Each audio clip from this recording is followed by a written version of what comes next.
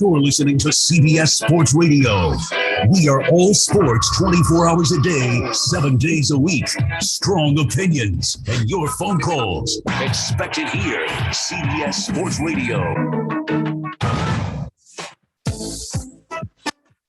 The Armchair Quarterbacks on YouTube Live. SEC, ACC, and Big Ten coverage like no other. Subscribe and like us today.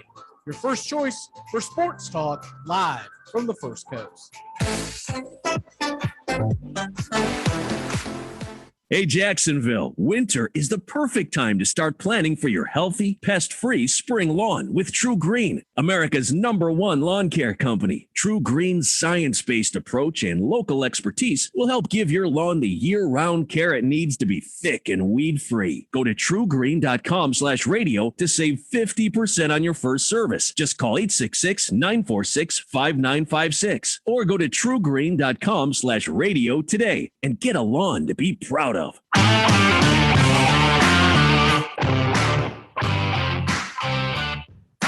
Get your Sunday football morning started off right with the Handicappers on Armchair Quarterbacks YouTube, 10 a.m. Eastern to noon Eastern. Your Sunday morning kickoff show where we tackle your NFL lines out in the desert, a 61.2% win rate over the last 6 years. Against the spread, over, under, money line, you name it. And we dive into the world of fantasy football year-long and your DFS payouts. Your only true Southern football kickoff show that talks the spreads in Vegas, your DFS and fantasy, and your year-long quest to win that fantasy football championship. Only on the Armchair Quarterbacks YouTube channel. It's the Handicappers on Armchair Quarterbacks YouTube, 10 a.m. Eastern to noon Eastern. Sundays, all NFL season long.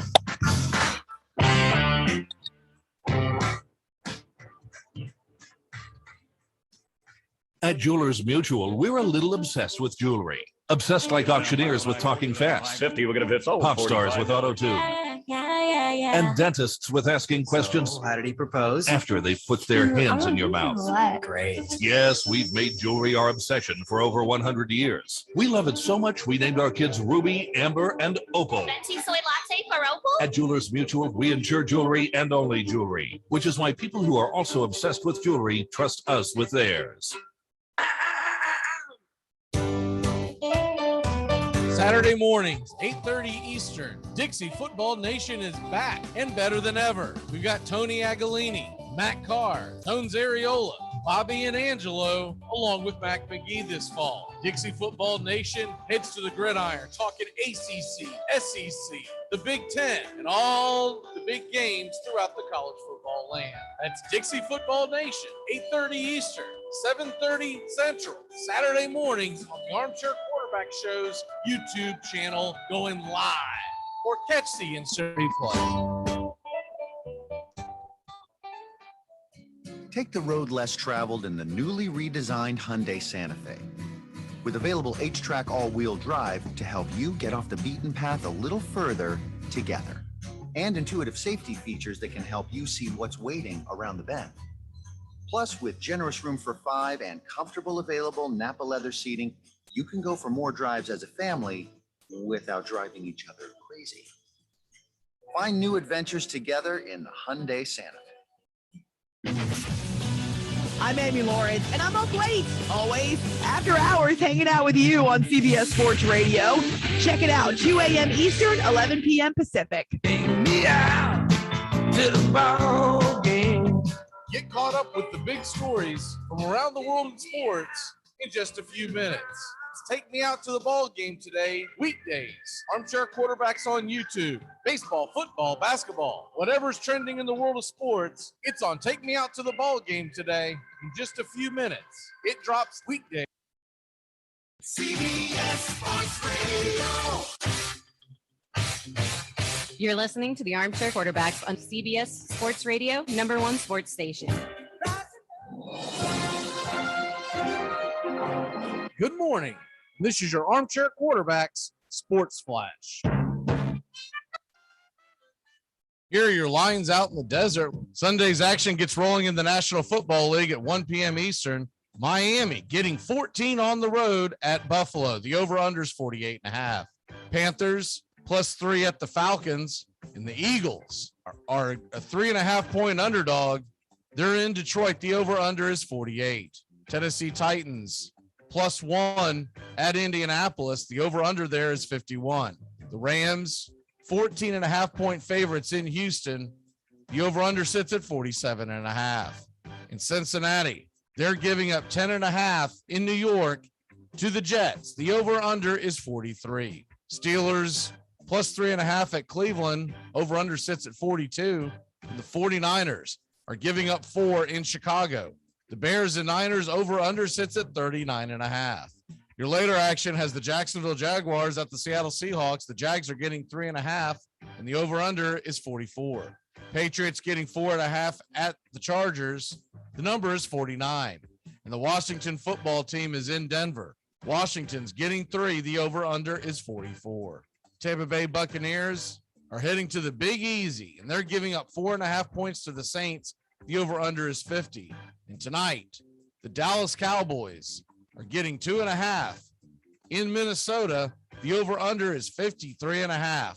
Monday Night Football will have the Giants at the Chiefs. The G-Men +10. The over-under is 52.5. And that's your Armchair Quarterback Sports Flash. Stay tuned for the Armchair Quarterbacks radio show and YouTube Live. Please like, subscribe, and share our show today. The Armchair Quarterbacks, your first choice for sports talk, live from the First Coast.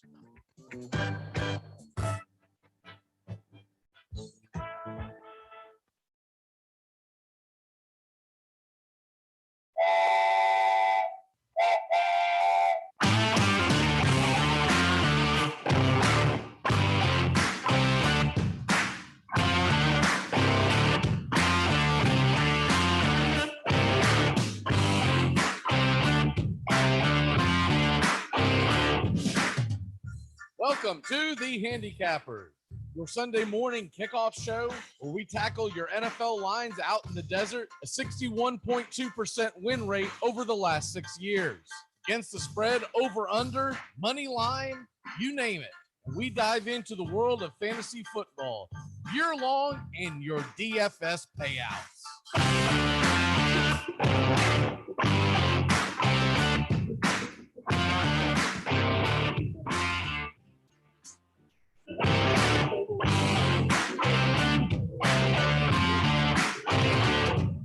True Southern football kickoff show that talks the spreads in Vegas, your DFS and fantasy in your year-long quest to win that fantasy football championship. Only on the Armchair Quarterbacks YouTube channel. It's the Handicappers.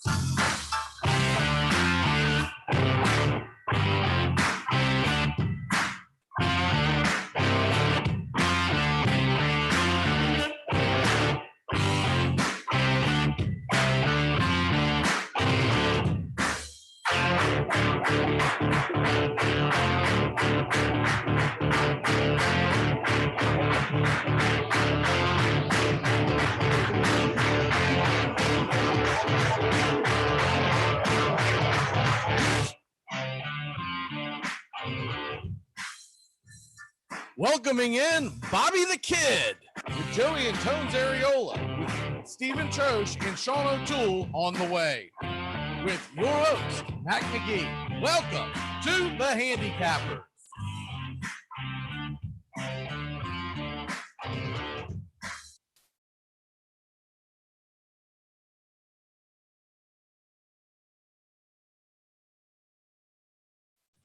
Good morning. We get this thing rolling here. Give me 1 second. There I am. And Tones, how are you this morning, sir?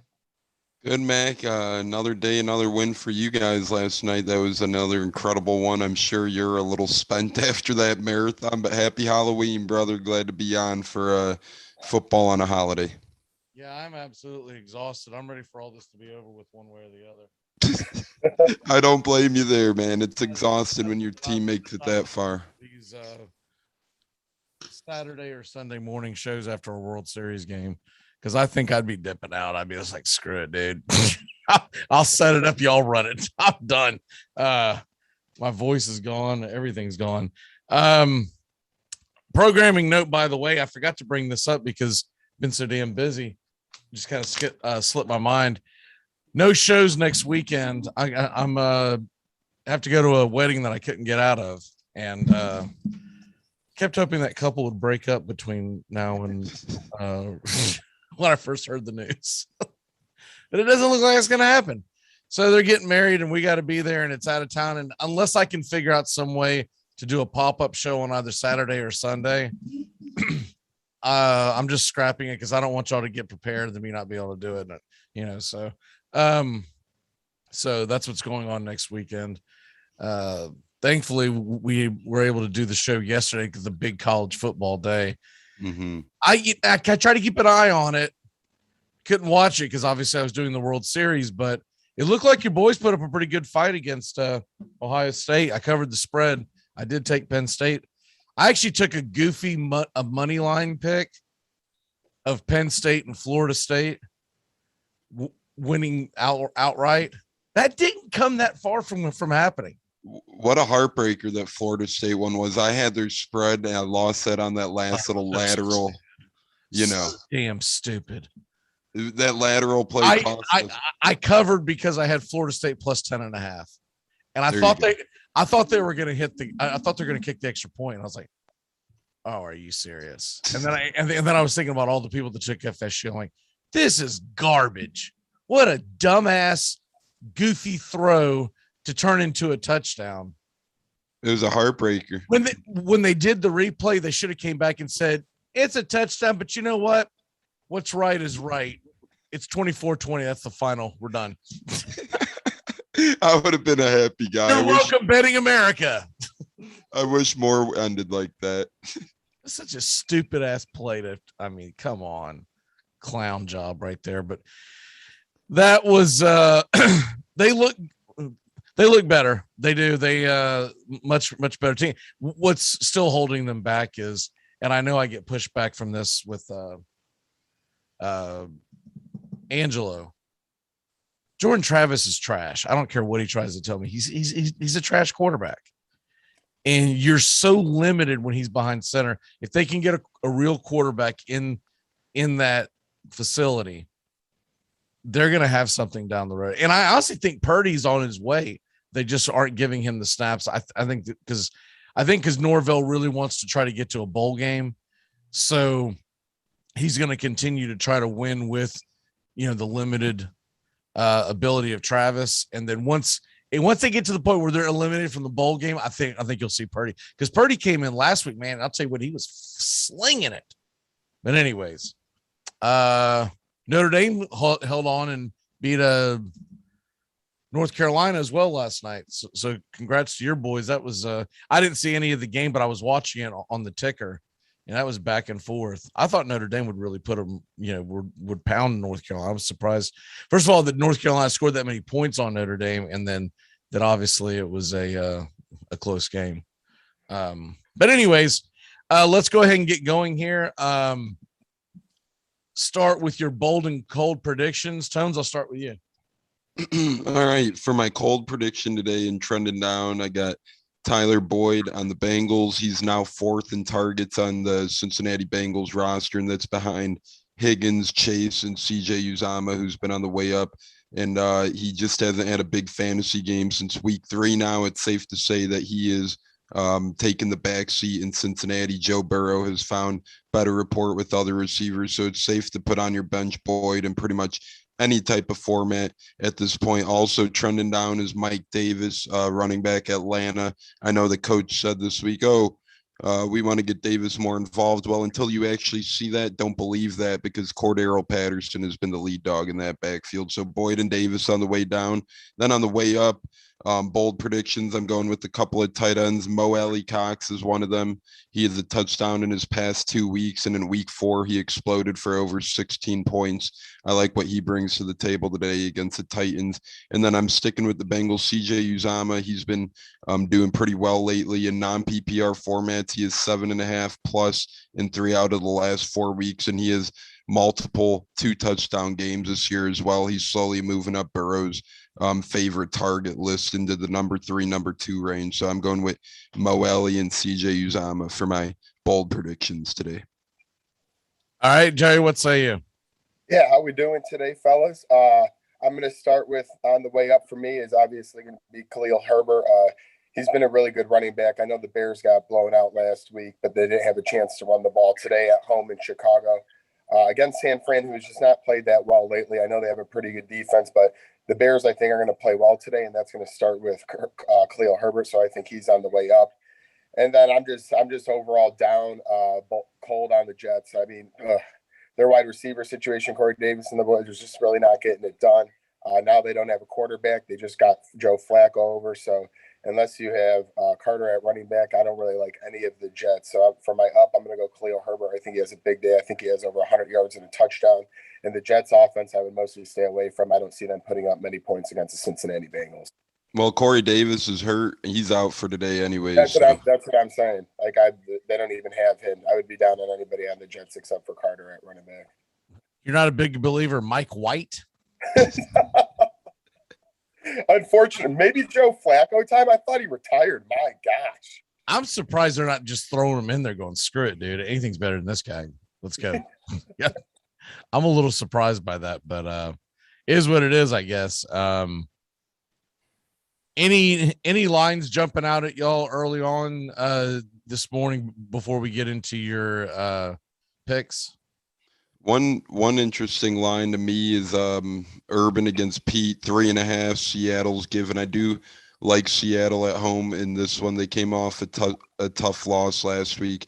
I think Seattle finds a way. I got it at 3.5 right now. I think that one's interesting. Those Jacksonville came off a win in London, then had a bye week, but I do think Seattle finds a way to get it done at home today. They desperately need a win. They're slowly slipping out of contention without Russ Wilson. Today's pretty much the nail in the coffin if they lose at home to Jacksonville. So I look for Seattle to cover there and Urban to somehow botch that one. Well, you said desperate. I'll tell you desperate, fellas. Dan Campbell in Detroit. That guy is desperate. He's getting points at home against a bad Eagles team. I know it's got to happen eventually. I don't believe we're going to get an 0-17. Dan Campbell, put the pants on, get your kneecaps going, do whatever you got to do to get that 3.5 at home against a trash Eagles team. I know your team's not good either, but I'm very intrigued by that. Detroit. What are we hearing about DeAndre Swift? Is he going to play? I haven't heard anything that has put him in doubt yet of playing as of this morning. I actually read it this morning because I do have him in one fantasy league, and they said as of this morning he's still listed as questionable, but trending more so in the right direction. What about excuse me? What about Austin Eckler? Eckler, he tweeted yesterday a winky face actually, and he had himself in his own lineup. So some people are thinking that was a cryptic message of himself playing today because he has himself in his own fantasy lineup with a winky face. I think that's always a good sign if you're playing yourself. Oh, winky face to the rescue. Yeah. All right. Well, take that for what it's worth. I don't know where to go from there though. I mean, because is he okie doking us? Is he roping us? And then he ends up pulling himself out at the last minute, kicks the crap out of whoever he's playing in fantasy. It is Halloween. Anything's possible. Yeah. What sucks about that game is it's a late game. And if you got Eckler, whatever you have as your option to play him or not play him, you're going to try to wait till the last dog is dead before you pull him out of the lineup. It's a really, really dicey play but anyways, let's go ahead and hopefully y'all have had time to put your lineups in Yes, sir. I sent those in last second, but it totally slipped my mind. I know one of y'all texted me it yesterday, but it was in the middle of the college football show, and you might as well just be like whispering it in my ear while I'm asleep on the couch, because I'm just. I saw it when it happened, and then I was like, okay, and then I was like, I'm never gonna remember that. And then right before we went on the show, I never remembrared that. I was like, but anyways, shouldn't be an issue going forward because the World Series will be ending, and my brain will get caught up to speed. One way or the other. We'll either do a choke job and not win one of the next 3 games, or we'll win the World Series and end this drought in Atlanta. So either way, it'll be over with by the next time we do this. Who is ready? I'm ready. Okay. Either one of us. All right. Well, I guess Joey, let's start with you, and then we'll jump over to Tones. Okay, yeah, let's do this thing. At quarterback, I'm going with Carson Wentz today at 5,700. He's at home against Tennessee. I think it's going to be a very high-scoring game. Both defenses, Tennessee's comes in a little bit shorthanded, and the Colts defense usually is vulnerable to a big play, so I expect a lot of points there. My running back one will be Joe Mixon at 6,900. They're taking on the New York Jets today. Like we said, that team has just been slowly falling apart. Mixon's a big part of that Bengals offense. I like to see him do big things. As my bold prediction, Khalil Herbert, I also have him in my lineup at 5,400. I think the Bears to win today, he's going to have to run on the ground. Like I said, I think he gets about 100 and it's in a score. Obvious wide receiver one choice for me today is Cooper Kupp. He just dominates the slot against the Texans team who plays that soft cover too. You're not going to see a lot of pinch man and man on him. Lovie Smith plays that weak trash defense. Michael Pittman Jr., I'm going to lock up with my quarterback Wentz at 5,300 to get that stack together. They've been improving each week, and I think that continues. My wide receiver number 3, I'm going to take it to Tampa and take Chris Godwin at 6,400. I feel like against New Orleans, he's usually the guy that plays well for them. He's the gritty receiver who gets the tough yards. Tyler Higbee at 4,500 is my tight end. Another Ram, I just think they're going to absolutely dominate today in Houston. My flex is Darnell Mooney, 4,800 for the Chicago Bears. Shocking, I know, to maybe have 2 Bears in a lineup, but I just think they are going to play well today at home. And if anybody steps up, Mooney's usually been Justin Fields' guy. And then my defense is the Dan Campbell fighting Lions. That's all the money I have left, and that's all I'll say about that. And that takes me through my lineup with $0 left to spare. All right. So hope all y'all caught that because he went through a mile a minute there. Tones, what say you? All right. First off, a couple notes here. OBJ is playing today. Odell Beckham Jr. will play today. And my other question is, does that matter? No, it doesn't. AB's down today as well, but they expect him to be back after the bye week. Devontae Parker's expected. What is the deal with AB? He had a bum ankle, and it's one of those lower ankle sprains. It's more so on the heel, so it puts pressure on the back of his heel when he runs, so it's really bothering him. And they viewed it as a couple week opportunity or a 1 week opportunity to rest him up last week. They wanted him back this week, but with the bye next week, they hope he returns. And they said today that they think he will return after the bye. So I think they're playing it more safe with him today. And then Devontae Parker, he's expected to play today, and they said he might be traded on Tuesday. So him and OBJ playing today, but could be traded. And then Dak Prescott wants to. Who could be traded? Devontae Parker and Odell Beckham Jr., they said could both be traded by Tuesday. Wow. That's a report I heard this morning. Take it how you want because it is Florio, but he did put that out there. So fair enough. Just thought I'd throw that out there. And then my last little injury tidbit, Dak Prescott wants to play today, but they said this morning his calf is still perhaps hindering him. So he's literally a game time decision tonight. So if you do have Dak in a fantasy lineup, you better have contingency. I'm absolutely screwed. And so I had to go out and stream Daniel Jones in case Dak doesn't play. And I'm going to be so damn. The Chiefs defense is trash.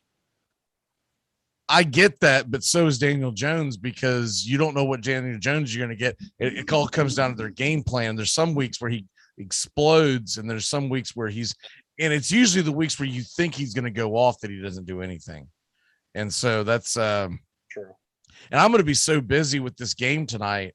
I don't even know if I'll remember to check. So I'm probably going to have to make like a game time decision in my head around 6 o'clock or 5 o'clock and just go with hopefully there's better reports out there by like 5 and says he's not going or he is going, and I can go from there. But it's been a whirlwind. I'm going to talk to Major League Baseball and the National Football League and talk to them about playing games on the same day. This is really cramping my lifestyle.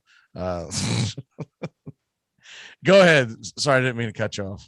No, you are more than okay. So my lineup, I just had to get in a couple news and notes for the guys who are looking at their lineups right now for DFS. So, are these guys good plays? Well, there you have it. So QB, You guys know I stack my bucks. I'm going with Tom Brady, although he had 2 poor games against New Orleans last year, and New Orleans has held some more so poor opponents. Nolans, I, man. I think he has a chance of retribution today. Look at it's not New Orleans. It's Nolans. Look at what he did last week for his revenge game against the Bears. I'm hoping he has the same luck today against Nolans. So 7,400 for Tom Brady.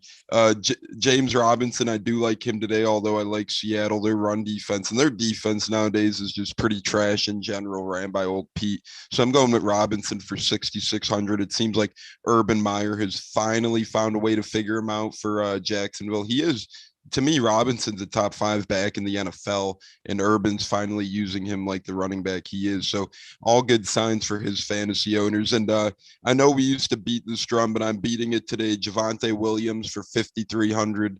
Washington's defense has been trash this year. Javonte Williams got 17 points last week. He's been doing good in the touchdown. He got a receiving touchdown last week. So I'm interested to see if he could carry over that momentum today with those receptions. My wide receivers, I got Mike Evans and Godwin. I'm stacking him with Brady. I'm just hoping we absolutely somehow electrify New Orleans today. And Mike Evans is 7,000, Godwin 6,400. Javonte Williams is 5,300, if I forgot to say that. And then I got Cole Beasley as my wide receiver 3 in Buffalo. I think Miami has 1 or 2 really good corners, but after that, they taper off. Cole Beasley's been trending up lately. I honestly was thinking about putting him in my bold predictions because the last time he played, he did incredible on Monday Night Football, although they lost to Tennessee. He had a hell of a game. Cole Beasley, 4,900 is my wide receiver 3 today. And then Mo Alley Cox is my tight end. As I said, I'm high on him today. He's been into the end zone the last 2 weeks. He's 3,200. He's a cheaper tight end option, although I will advise he's pretty much touchdown or bust, but he has had a couple yardage games this year. So you hope against Tennessee's D, he could squeak out. You guys know me and my defense. I always go last. I did Texans defense again for 2,000. And that means my flex, I was able to get Jonathan Taylor for 7,200. Nyheim Hines has been invisible in that backfield pretty much, although he historically does well against Tennessee, Nyheim Hines. So that'll be interesting to see. But the way Jonathan Taylor ran against San Fran and the way he's been running 7,200 to me is pretty good bargain. I wanted Henry, but he was a little more than that, so I settled for Taylor, but not a bad consolation prize by any means. Yeah, man, Henry is just so expensive every week. Mm-hmm. And I don't like him today. Obviously, if you're in season long, you got to play him. That would be stupid not to. But outside of that, man, I'm not a big fan of him in general. And going against the Colts, I think it's a game that could turn into a bit of a nightmare if you have Henry, because if it turns into a shootout, he's going to get forgotten about. And that would be my biggest concern with that. What say you, Mr. Colt? Yeah, I mean, Derrick Henry always usually does good against Indianapolis, but like you said, and I said it earlier, I think this is going to be a shootout type of game. And when that happens, Derrick Henry usually checks out. They put in, their package with the receivers and the backup running backs who do a phenomenal job. Tannehill's done a pretty good job with that. But Derrick Henry, he does usually play well against the Colts. Like you said, if you play everyday fantasy, you got to keep him in, no brainer. But just be careful in DraftKings where he costs a lot more money than a lot of good running backs out there. I think it's going to be a high-scoring game, and he won't get his 25 touches. I'm thinking somewhere around, if I had to give a game prediction on him, I'm going to go about 18 carries for 90 yards. Touchdown could go either way. 18 carries. I just think this game gets into a shootout fast. Tennessee's a little banged up. I saw a linebacker, a couple defensive backs are out. And then Colts are susceptible to the big play. Tannehill uses that bootleg a lot against the Colts, and that's the Colts' weakness. When they try to have the defensive line flow with Tannehill usually either makes a play on his legs or chucks it up deep and usually comes down with something. I know Julio Jones is out, but I'm pretty sure A.J. Brown's in today, correct? Yes. Yeah, so he still has some weapons on. All right, so that leads me to mine. All right, well, this is going to be a nightmare, but I'm going to go ahead and do it because I don't know what else to do here because of the question mark. I wanted to put Eckler in because I feel like Eckler is going to have a good game if he plays. But obviously, I can't put him in now and then find out, down the road. Oh yeah, by the way, that dude, yeah, that a winky face meant nothing. So, let's go ahead and start mine, and I'll start with my quarterback. It's Ryan Tannehill, 6,600. I think he's going to be in a shootout today, going against the 30th ranked defense against the pass for quarterbacks in fantasy football. So I'm going to go put Tannehill in. I'm going to go Joe Mixon as my running back, going against the worst running defense in the National Football League for fantasy running backs. And then Swift, I'm going to go ahead and put Swift in. I'm hoping that he does play.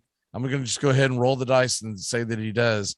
And 7,100, he's at home against Philly. I think Philly is not good. And that is the nicest way I can put that out there. I just do not think it's not good.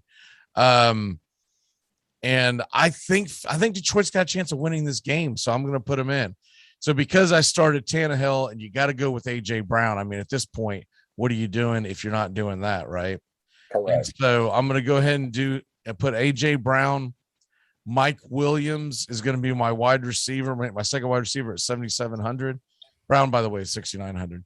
And then I'm going to go CJ Uzama as my tight end, hoping he sneaks into the end zone once or twice against the terrible New York Jets. Maybe he can get on some defense and get a couple of sacks as well. And Gainwell is going to be my flex, because I'm going to go ahead and put Gainwell in. Sanders is not playing. Gainwell's only 5,000. I think he's going to get a lot of touches in a PPR format. He should get a lot of use. And I'm going to go with the Seahawks defense. They're at home against the Jaguars. And the biggest thing about that is they're at home against the Jaguars. And so if they can slow down the Saints and Sean Payton's mind, pretty sure they can slow down Urban Meyer and whatever's rattling around in his head and in his trousers.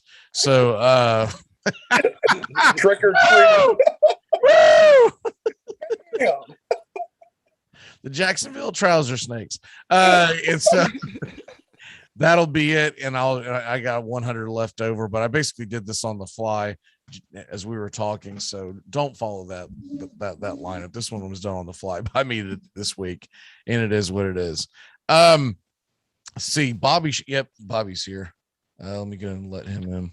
So that is our lineups of integrity, and we'll get Bobby coming in here in 1 second. Bobby, how are you this morning, sir? I'm doing good. How are you? I'm doing good, man. Everything's right in the state of Georgia. The Braves, yeah. The Bulldogs, yeah. Zing, zing, Big zing. day for Georgia. Nothing's gonna hurt me with the Gators. I'm fine with that. I'm immune to it. Point to the Dalton and show us where it hurts. I mean, between that, what'll really hurt is if we lose to Florida State. I'll tell you that. Then you can get me. It can happen. Georgia is not too bad. I didn't think. I don't doubt it. I didn't think there was a prayer of that happening a month ago.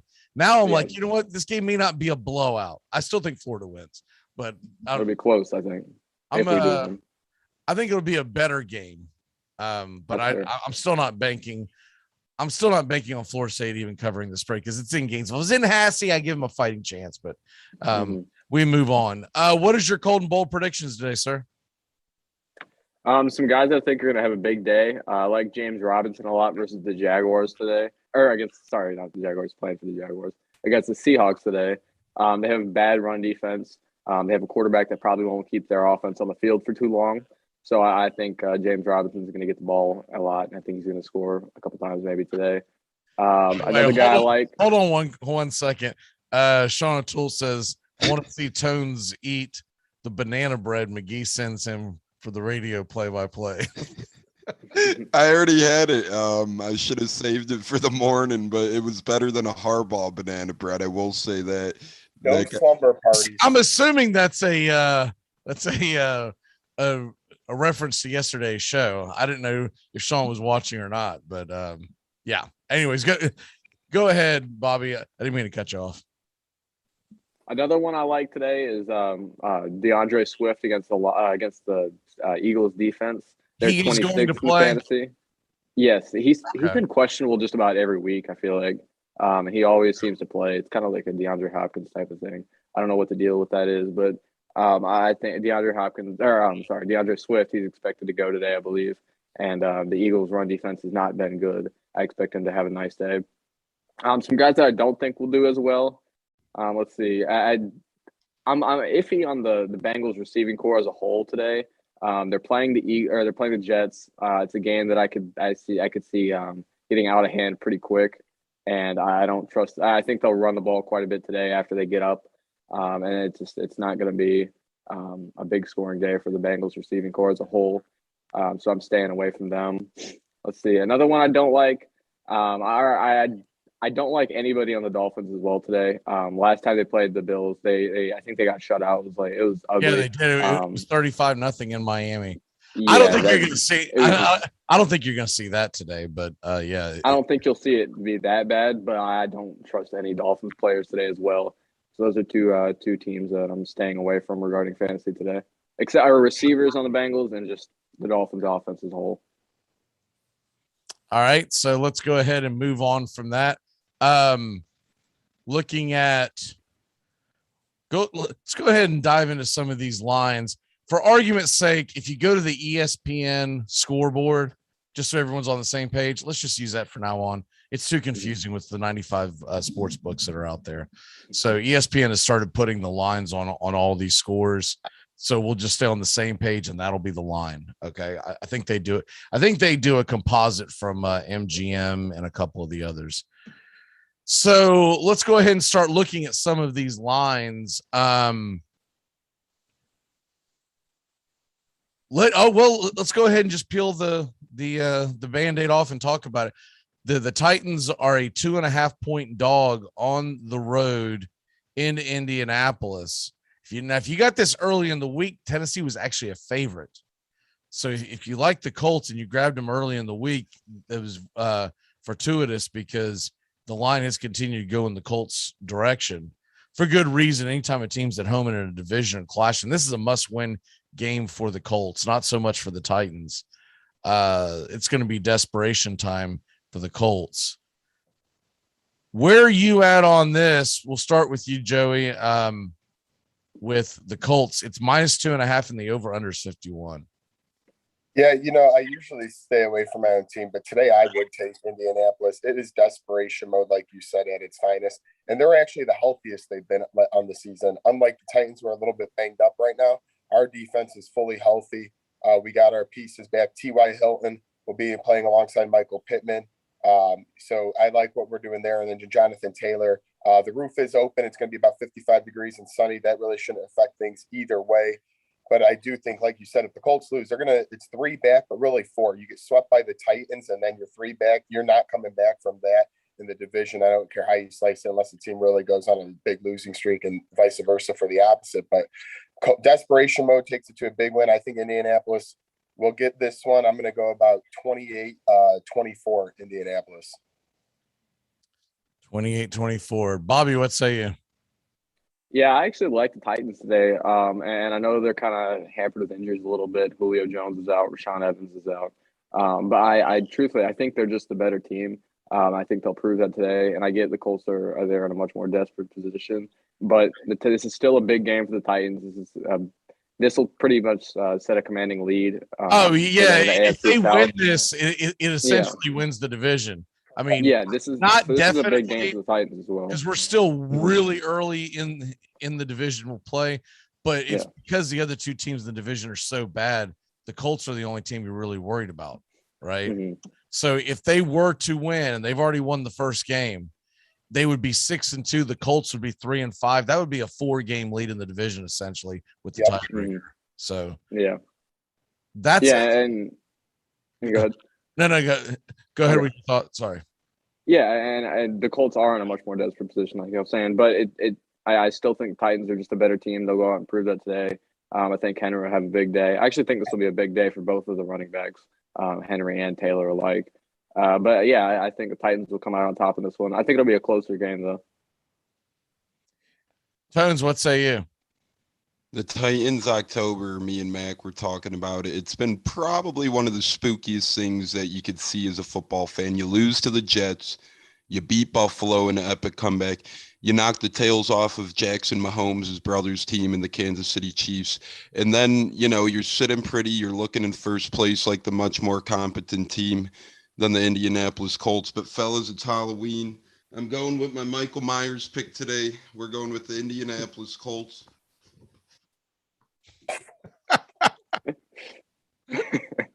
All forms of desperation, baby. Colts spread today. We're Lee Corso in it today. Hey. Indianapolis Colts take it home. We're going with 27-24.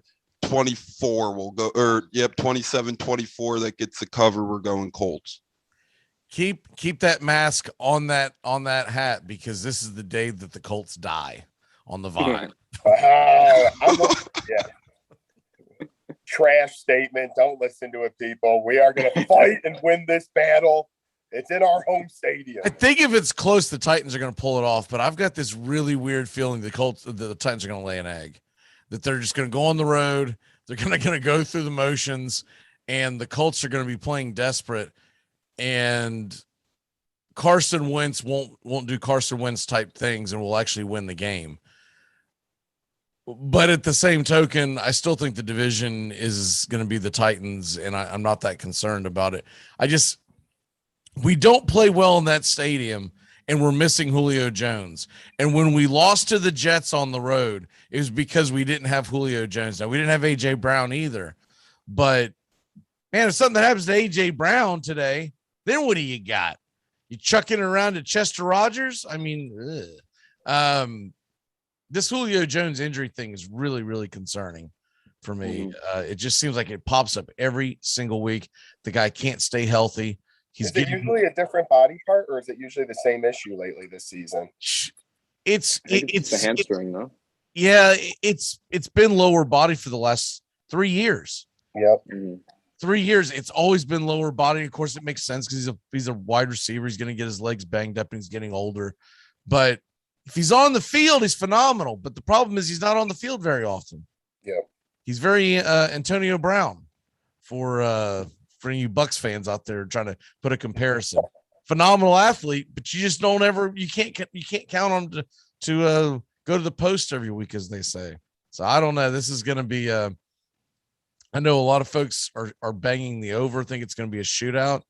If the Titans go out there and kind of know the word for it, but half-ass it, I don't know if they're going to get to 51. Because if the Colts can get a lead and just can suck the ball, suck the air out of the ball, they're going to do it. And I'll just say this for the Titans: you better come out and start hot and not do your typical mulling around, have like 3 points, 7 points at the half, something like that, and think you're just going to turn it on in that stadium, because the Colts fans should be hyped up. Correct. I hope so.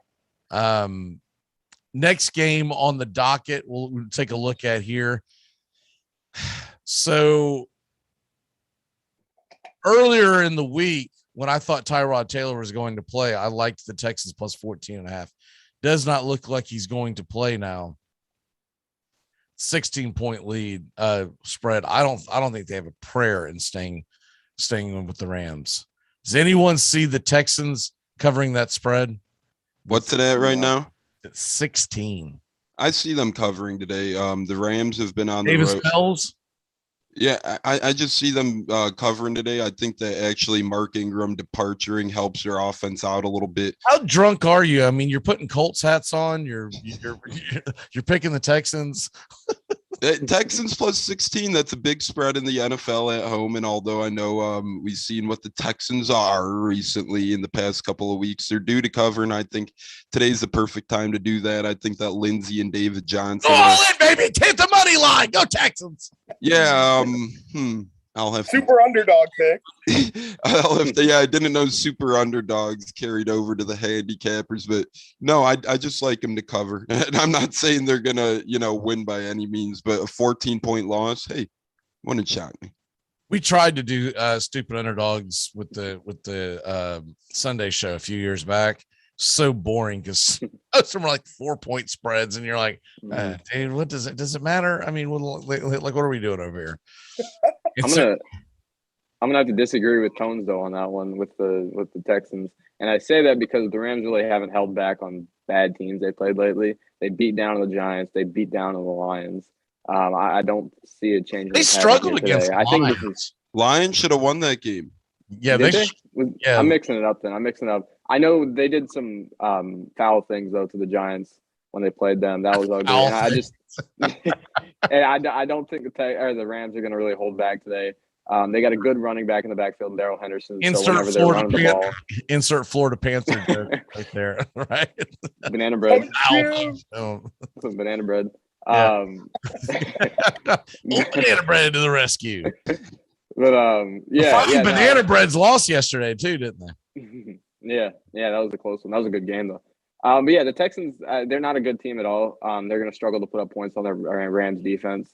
And even if the Rams resort to running the ball just to burn clock, they still got a great running back there in Darrell Henderson. I think they're going to put up a lot of points today.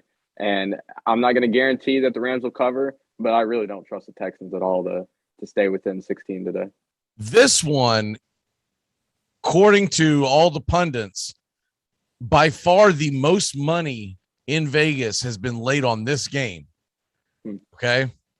I'm going to give you all a guess what game it is. Joey, I'll start with you. Of all the games today, what game do you think has the most money in Vegas laid on it? I'm going to go with... Of the day games. You can't count the Sunday night game because the Sunday night game always gets a late rush onto the market. Okay, I'm going to go with the Chargers and the Patriots. That's a good guess, but not it. Tones. I'm going to go with Steelers Browns. That's a pretty good guess too with Steeler Nation, but that's not it. Bobby. Bengals Jets.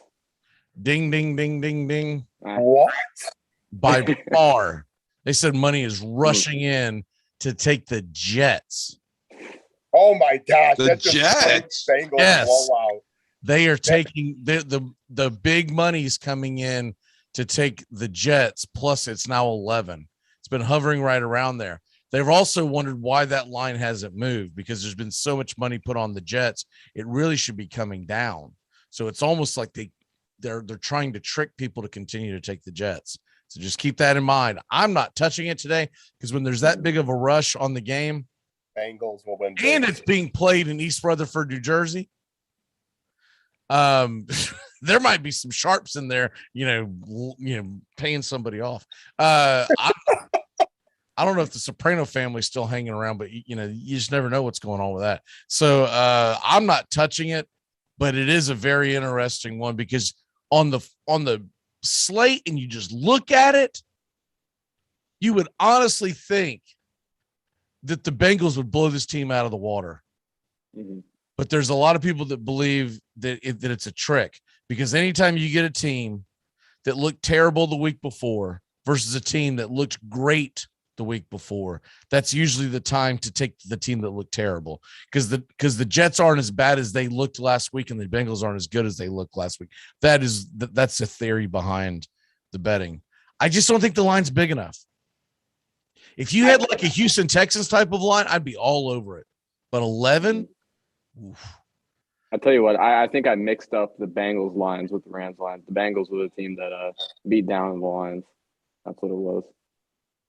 Yeah, they did beat down the Lions. Mm-hmm. That's why, I mean, when money goes like that on the Jets, we all know Vegas comes home with that. I don't, now that's been said, I think Cincinnati really does win big today. I think people are remembering the Titans-Jets game a little bit too much. Cincinnati's healthy. They got things going in the right direction. Big win for Cincinnati today. That and not that Zach Wilson's a superstar by any means, but they're having Mike White out there at quarterback this week. which Well, isn't a terribly good sign. I talked about this, I think it was Friday's show, that one of the guys that I follow, he picks like 4 or 5 games a year. Yep, that was Friday. Okay, like 4 or 5 games maybe a year in the NFL where he's like, this is my lock. This is a lock of his, the Jets plus 11. I think he grabbed it at 11.5. But I'm like, all right, dude, and I always put something on it, but I don't go crazy when it's this. When it's something like this, I'm like, all right, dude, if you say so. Especially without, like Bobby was saying, not that Zach Wilson's been great, but that is their starting quarterback. And then you take into fact that Corey Davis is doubtful for. I know, that's what I'm saying. Everything points to a Bengals blowout. Like, who's Mike White going to throw to Jamison Crowder, who's double covered? Like, you know. I think the theory, like, I don't know what it is, but I think they feel like that the line's inflated because of everything that we've laid out. That the Bengals should really be more like a 7.5, 8-point favorite, and instead they've got to cover those extra points because it's an overcorrection by the public. But it's interesting. I'm not telling you to go out there and put. It's one of those ones that if you put money on it, don't check the score till it's over. Don't even look at it. Just find out, did I win or did I not win? Because it's going to drive you crazy going, oh my God. Enjoy your Halloween. Yeah, like it's 27-3, and we're about to go to the half. What have I done? I'm such an idiot. Somehow they backdoor it, and you're like, I'll always bring this guy up about 5 times a year, sometimes 4 times a year.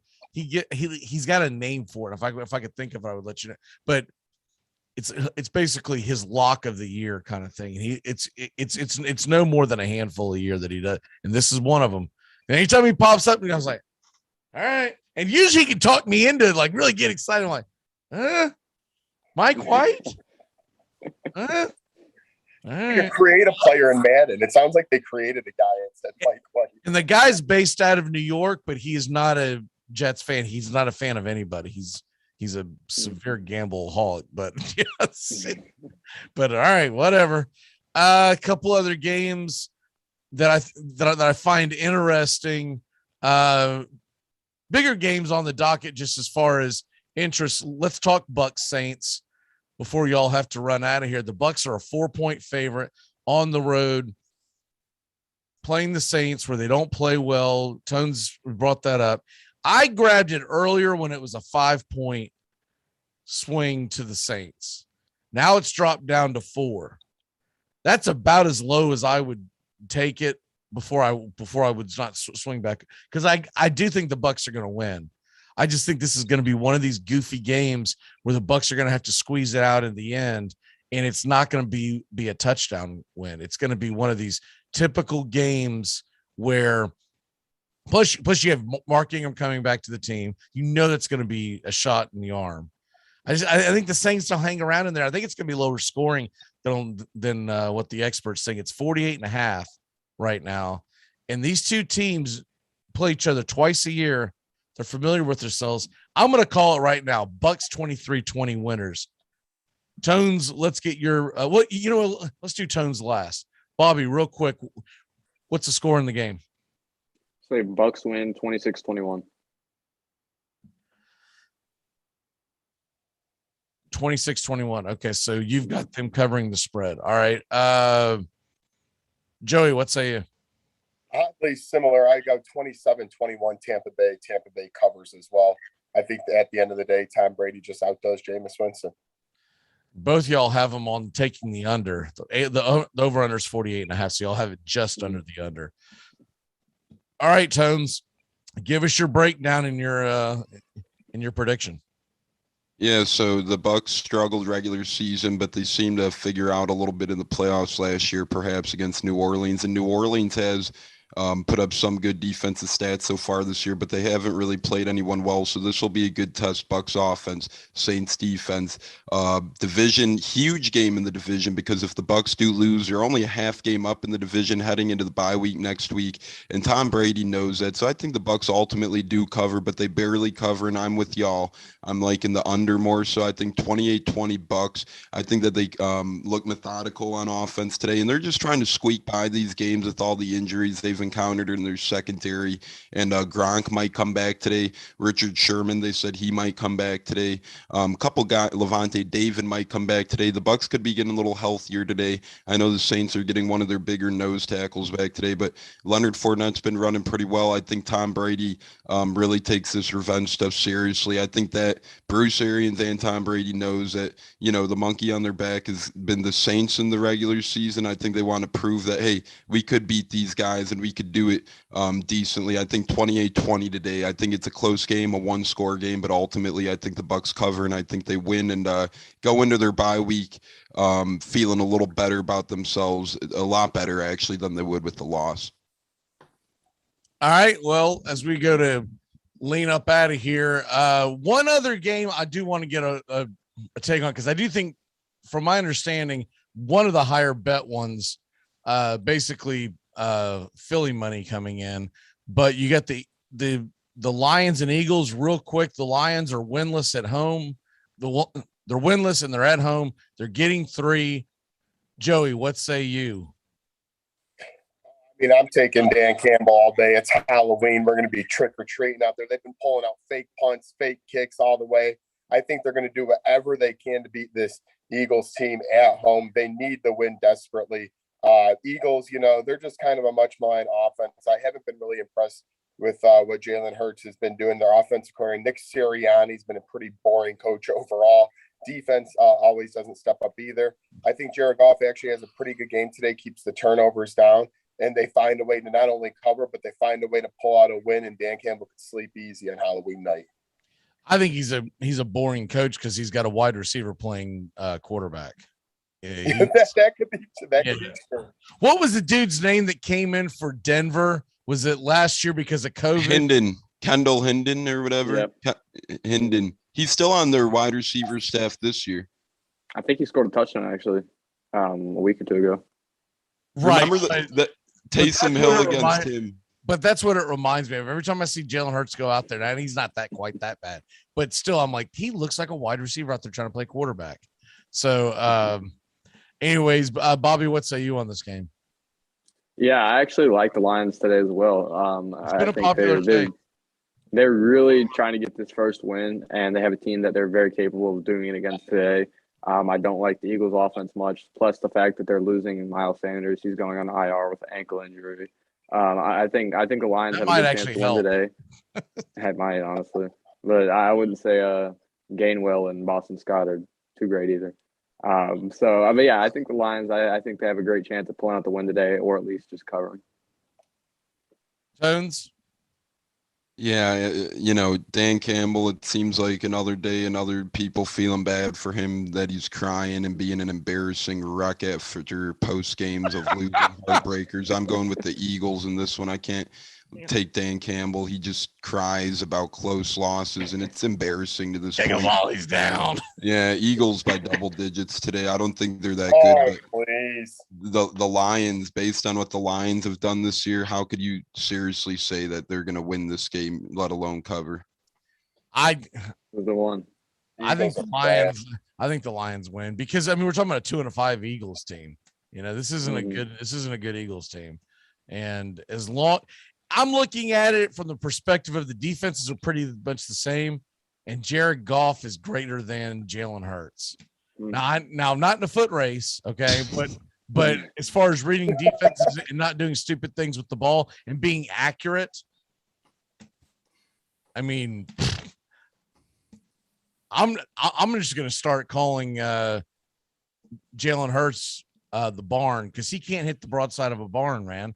This guy is he's so he's only like skipping rocks across the field, and he's going, what? And everyone's like, oh my God, I'm wasting my career here, man. What am I doing? every Eagles receiver, like, dude, we're not even a household name in our own city. Nobody knows our names because you can't throw the ball to us. The only one anybody knew just got traded to freaking Arizona. Zach Ertz was like, oh, thank God. Oh, God. He scored a touchdown his first game.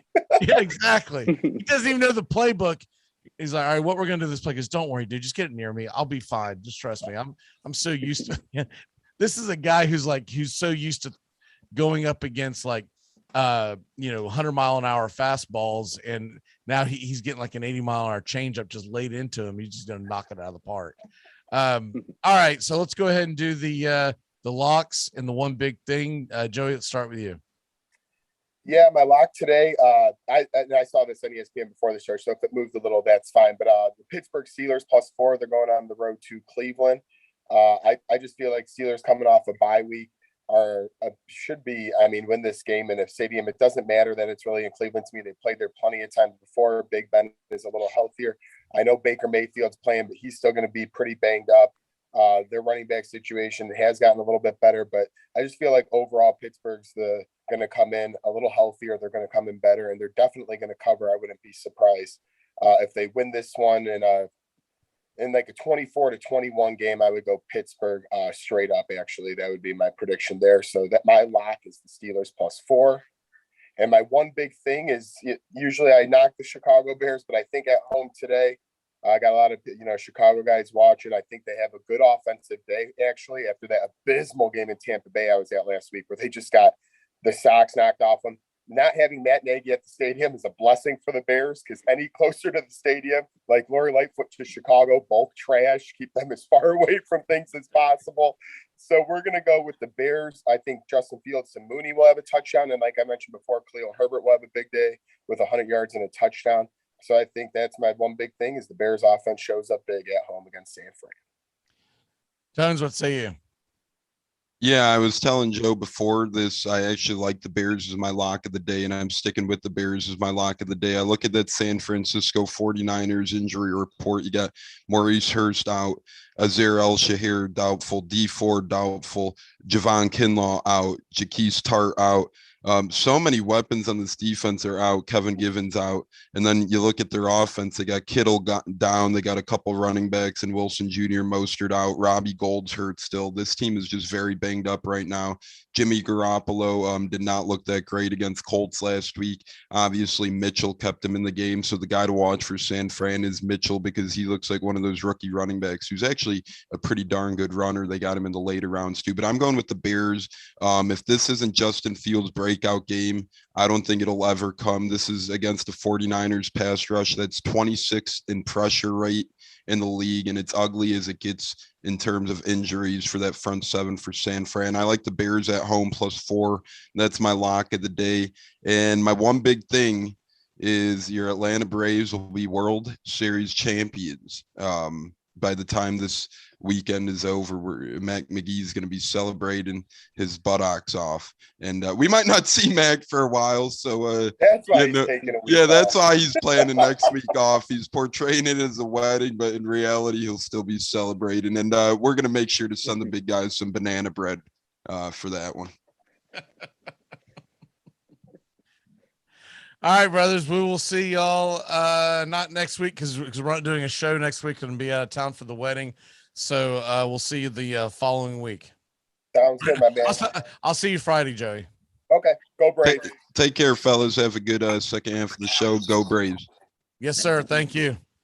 All right, we're going to be back in a flash. When we come back, we're going to have the MASH report and much more as the Armchair Quarterbacks Handicappers goes rolling along here on a week 8 in the National Football League.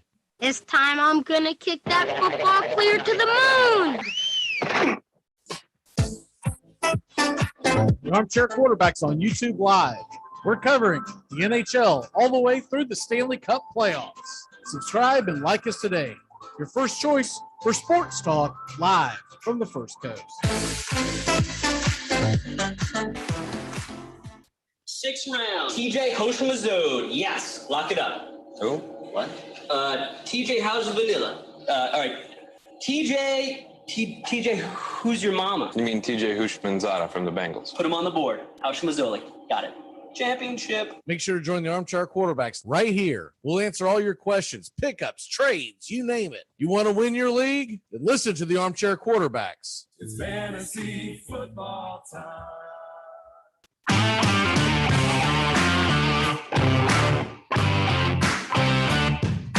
Get your Sunday football morning started off right with the Handicappers on Armchair Quarterbacks YouTube, 10 a.m. Eastern to noon Eastern. Your Sunday morning kickoff show where we tackle your NFL lines out in the desert, a 61.2% win rate over the last 6 years. Against the spread, over, under, money line, you name it. And we dive into the world of fantasy football year long and your DFS payouts. Your only true Southern football kickoff show that talks the spreads in Vegas, your DFS and fantasy, and your year-long quest to win that fantasy football championship. Only on the Armchair Quarterbacks YouTube channel. It's the Handicappers on Armchair Quarterbacks YouTube, 10 a.m. Eastern to noon Eastern. Sundays, all NFL season long.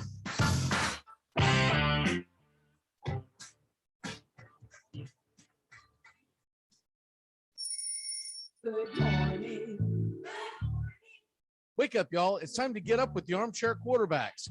The world of sports is changing every morning. So wake up, y'all, with the Armchair Quarterback Radio Show. Get up out of bed. I should have gone to law school or high school. Saturday mornings, 8:30 Eastern. Dixie Football Nation is back and better than ever. We've got Tony Agolini, Matt Carr, Tones Ariola, Bobby and Angelo, along with Mac McGee this fall. Dixie Football Nation heads to the gridiron, talking ACC, SEC, the Big Ten, and all the big games throughout the college football land. That's Dixie Football Nation, 8:30 Eastern, 7:30 Central, Saturday mornings on the Armchair Quarterback Show's YouTube channel, going live, or catch the instant replay. It all starts with just one thing. When recycling, rinse out jars and cans, and avoid recycling wax paper or paper soiled with food. This will reduce recycling contamination. Find tips and more at onethingus.com. What's your one thing? They're bringing me back. What about your fact-checking job? Oh, here's the fact. I'm the Wiz.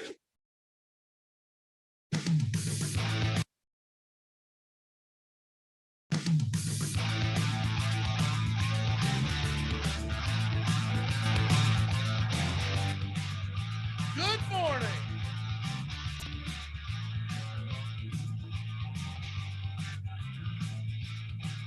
Welcome back.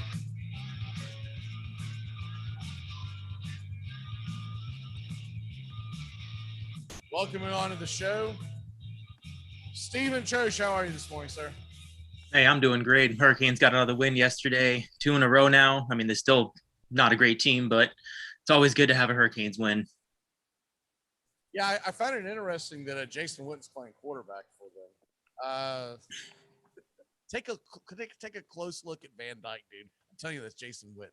Oh God! And then also joining us, looks like that is that Medea goes to jail, or is that Leslie Jones that has joined us? Sean O'Toole, how are you in your Run DMC gear? So I'm still on mute, Sean. Yeah, I'm gonna say it's Medea because the old lady forgot to unmute himself. There we go. I did forget to unmute myself. I haven't done that in a while. I'm doing great. I refuse to acknowledge that college football happened yesterday for obvious reasons, but looking forward to a better Sunday. That was a heck of a game, by the way. I know you didn't like the outcome, but that was one heck of a ball game. One of the few college games I actually locked into the entire day. I was getting ready for the World Series, and they always wait till the last dog is dead to release the lineups, which kind of puts me in a bind. I'll just put it that way. Puts me in the weeds. But anyways, that was a great game. That was really the only game worth watching in the early slate. Couple other games that were kind of disappointing. And then the mid-afternoon slate, Florida State looked okay. They did what I thought they would do, give Clemson a fight. And lost by what was realistically 4. I know the last play goofy garbage touchdown, but that's the only thing that mattered for was the betting public. Talk about a bad beat. Oh, dude, you'd be so mad. You would be so mad. Luckily, I was getting FSU plus 10.5. Same here. But man, my concern was I was like, do they kick the field goal at the extra point or not? I can't remember. I'm like sweating. I see them going off the field, shaking hands, like, oh, thank God. Okay, let's go ahead and get into the match report. Sean, what you got? All right, match report is going to be a quick one this week. Not a whole lot of in and outs and a few more question marks.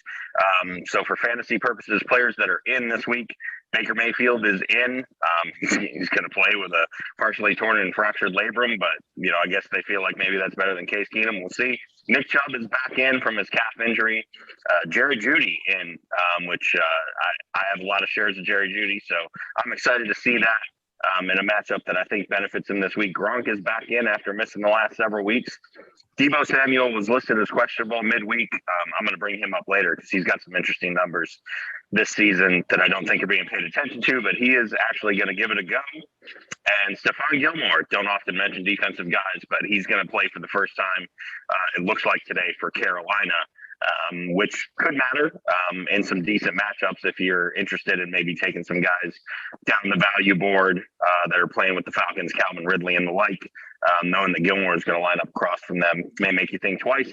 People who are definitely out today, Curtis Samuel out for the WFT, Miles Sanders obviously out for Philadelphia against Detroit. Julio Jones is out for Tennessee against Indianapolis.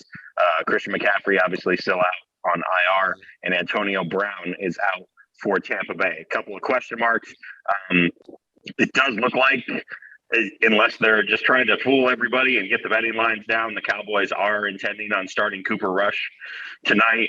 Again, that's a night game, so you can't put a whole lot of stock in it because Dak could, absolutely get like 19 steroid injections in that calf and have a miraculous recovery and end up playing in the night game. So that's the one big one.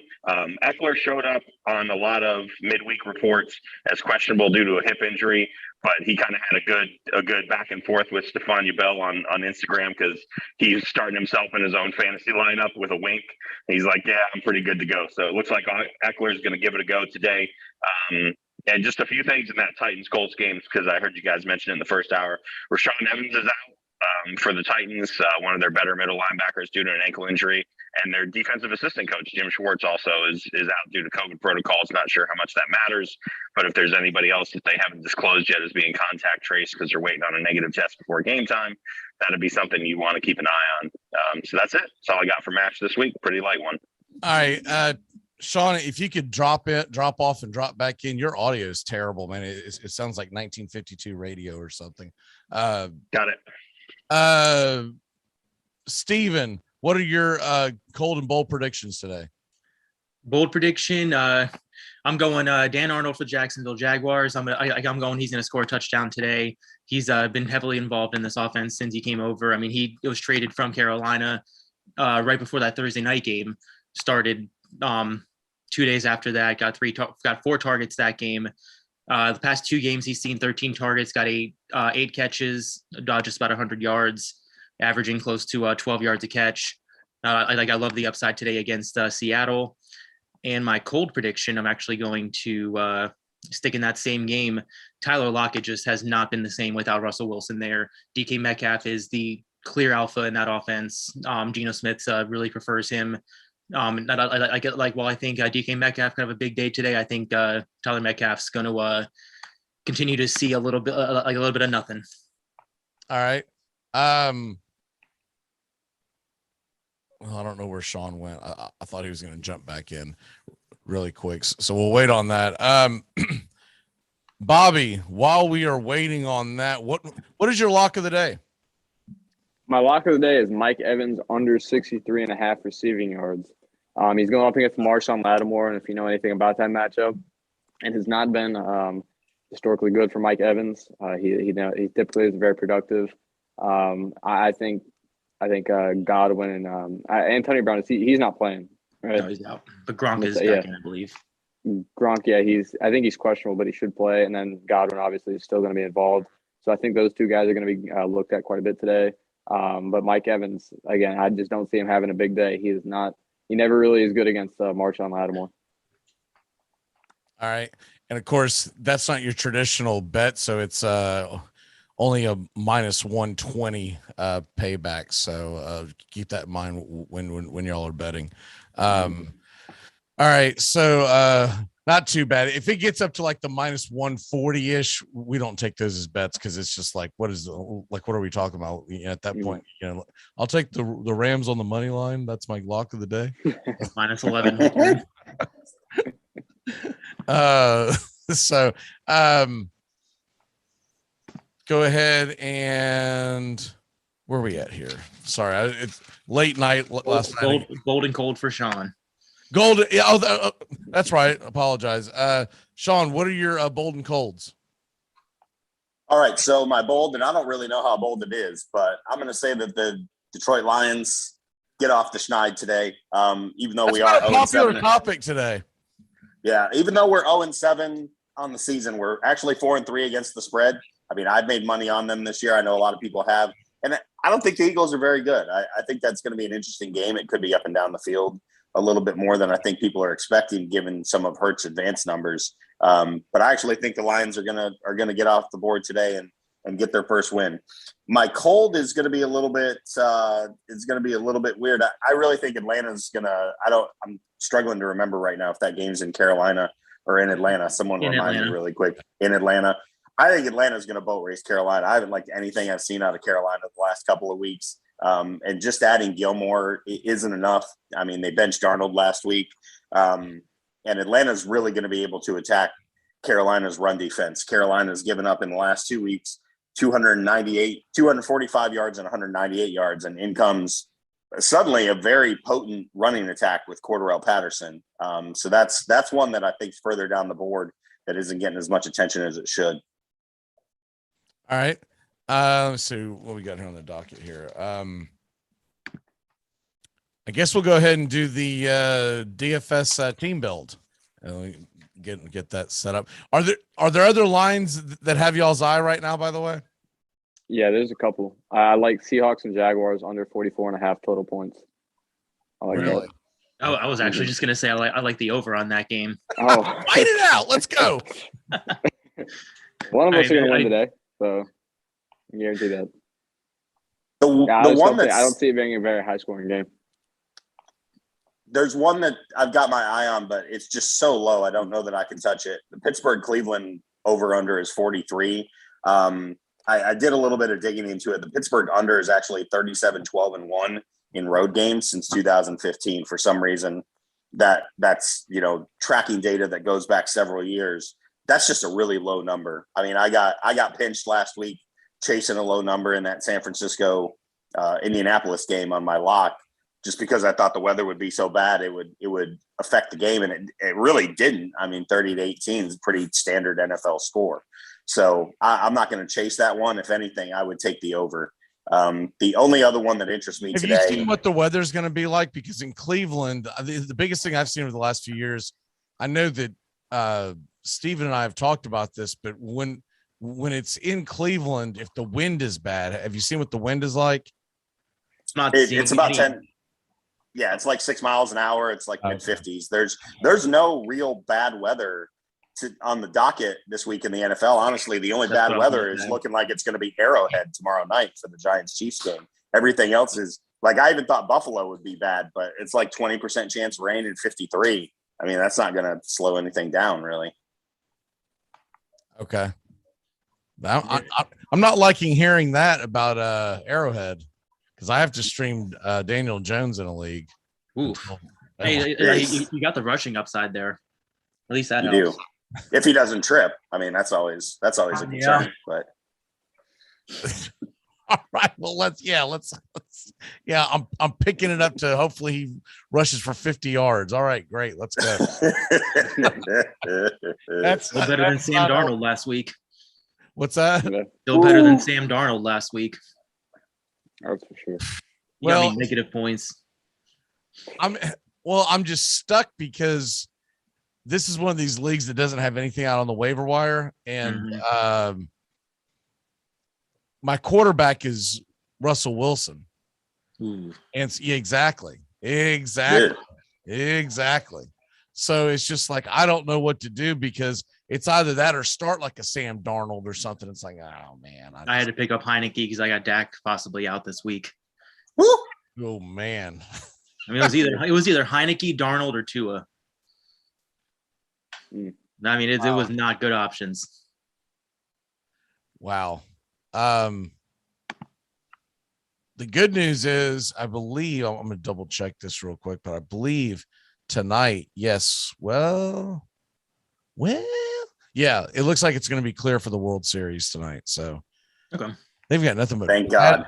Bad rain. I mean, bad weather for that game for the game 3 and game 1 in Atlanta, but game 3 was bad. Last night wasn't too bad, but it was damp all day. They didn't even get a chance to go out and practice in the field. And Dusty Baker's using that as an excuse on why what's his name? Alvarez isn't playing the field very well out there. It's like, dude, you put a DH out in left field. Things like this happen. Yep.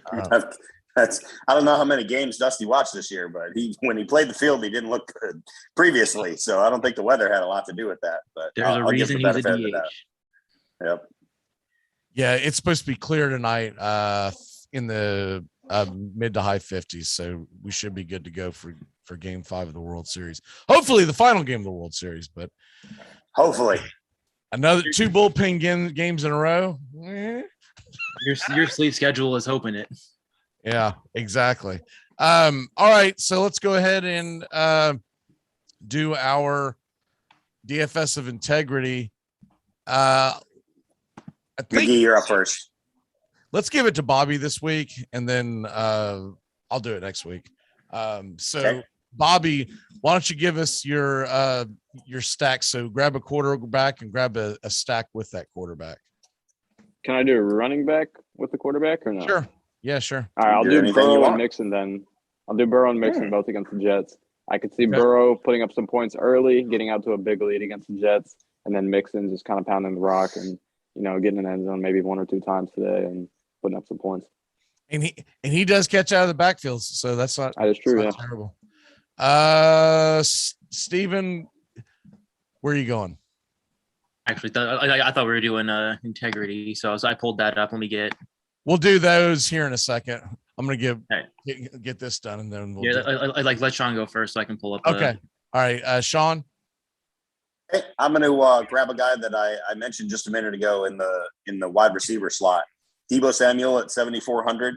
I don't think is getting the same attention as Cooper Kupp, but he and Cooper Kupp are the only wide receivers this year who have 3 games of 101, 7 catches, 100 yards, and a touchdown. And he's going up against the Chicago defense that's beat up and is not going to have Khalil Mack this week. So I don't really care who's under center, whether it's Garoppolo or Lance. Give me all the Deebo you can, 7,400. All right. Steven, are you ready, or do you want me to go? I'm ready. What you got? I'll make this simple. I've already talked about him a little bit before, but blocking in Dan Arnold at tight end, he's only 2,800 this week. There's not a lot of value at that spot, so let's just get him locked in. That should give us a lot of flexibility elsewhere. Okay. And so that will take me to my pick, and I'm going to go ahead and where is he at? I'm going to go ahead and help our stack and grab Jamar Chase against the Jets. So hopefully we get up big early, and then we run the rock with Mixon and have a good little game here. According to the Sharps, that's not how it's going to go down, but see what happens as the Bengals hope to continue their winning ways.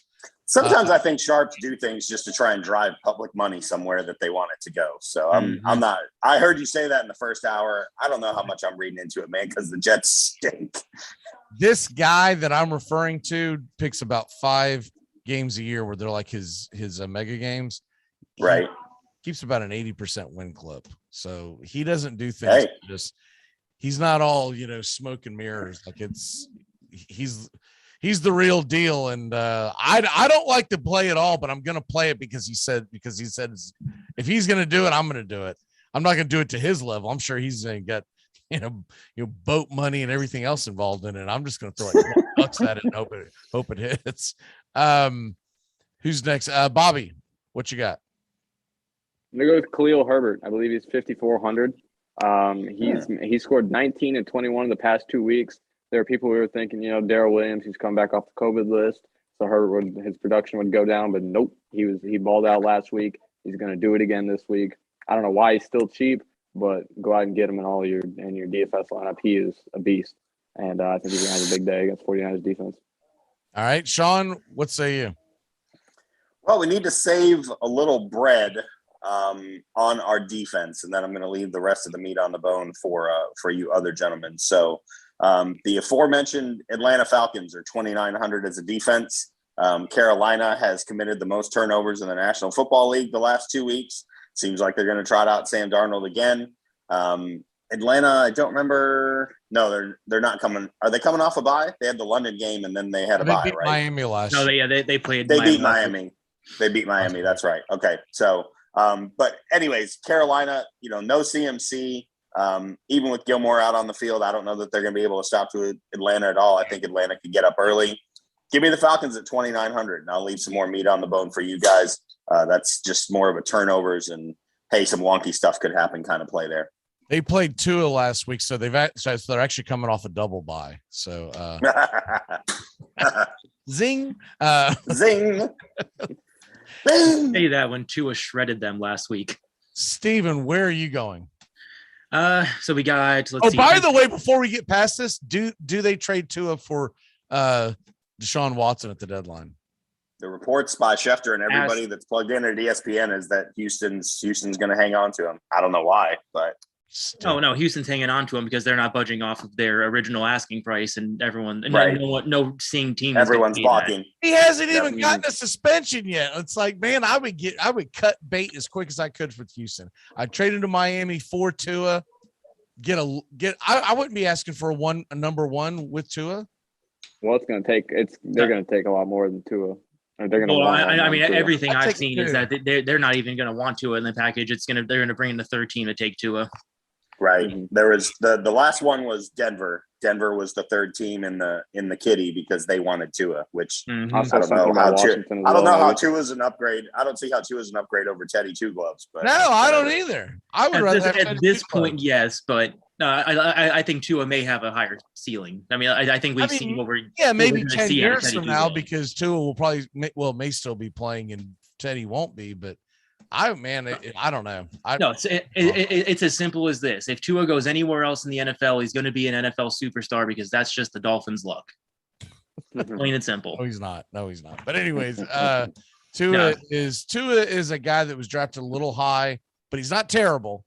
But if you have a chance to get Deshaun Watson, no matter how creepy he is, you go and get that talent. If nothing else, you go get him.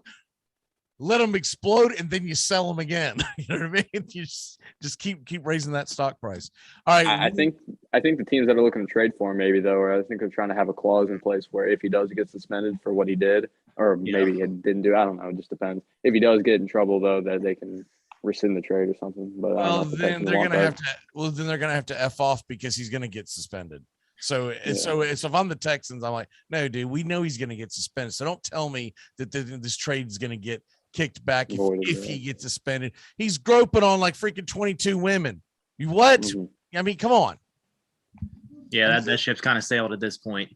Yeah, I mean, we just don't know when he's going to get suspended. If they would go ahead and be smart about it, what they should have done is started him. Okay. Because what they should have done is started him and forced the NFL to suspend him, and then this whole thing the suspension would probably be over at this point. I think he gets 8 games. Yeah, probably. But, all right, here jumping back into the team build. We got 2 spots left, $10,000 remaining. I'm gonna go like Sean kind of brought this team up a little bit. I'm gonna go Jerry Jeudy for Denver. He's off the IR today. All the reports from practice is that he's fully recovered at 100%. He was Bridgewater's preferred target when he was healthy. Price. I love the comeback today against the Washington defense. 4,900. 4,900. There we go. All No, right. I love the upside against the Washington defense that cannot stop anybody through the air. What happened to that defense, man? I don't know. What happened to you, man? They got fat on bad teams in the last week. I didn't think about it until somebody brought it up, and I don't remember who it was because I was really high on them coming into the year. If you actually looked at their last 6 games last year, their defense got really fat on bad offenses, and then they kind of stuck with Tampa Bay for 3.5 quarters in the wild card game, and I think that threw everybody off the scent that they're maybe not really as good as we think they are. All right, so that leaves us with our flex. We have 5,100 available. I'm going to grab 5,000 and grab Gainwell. He's going against the Lions, 30th against running backs, and I figure there's going to be a lot of dump offs and whatnot. I do think the Lions will win today, but I just like the upside there. It gives us an extra $100. Anyone see anything that they'd want to go with on that $100, or are we good to go? Yeah, we're good to go. All right. So there's the DFS lineup of integrity. It's Burrow, Mixon, Herbert, Samuel, Chase, Judy, Darnold at the tight end position, Gainwell, and the Falcons defense. So we'll go ahead and lock that in, and away we go. All right. Bobby, what is your walk-off? My walk-off. Or your one big thing, excuse me. My one big thing, sorry. I got a couple things. Lions, I think they're going to get their first win today. I think they're going to shut down the mighty Eagles offense. Not really. But, I think the Lions are going to get their first win. Dan Campbell's going to be fired up about that. And I'm hoping they do because I want to see that team win.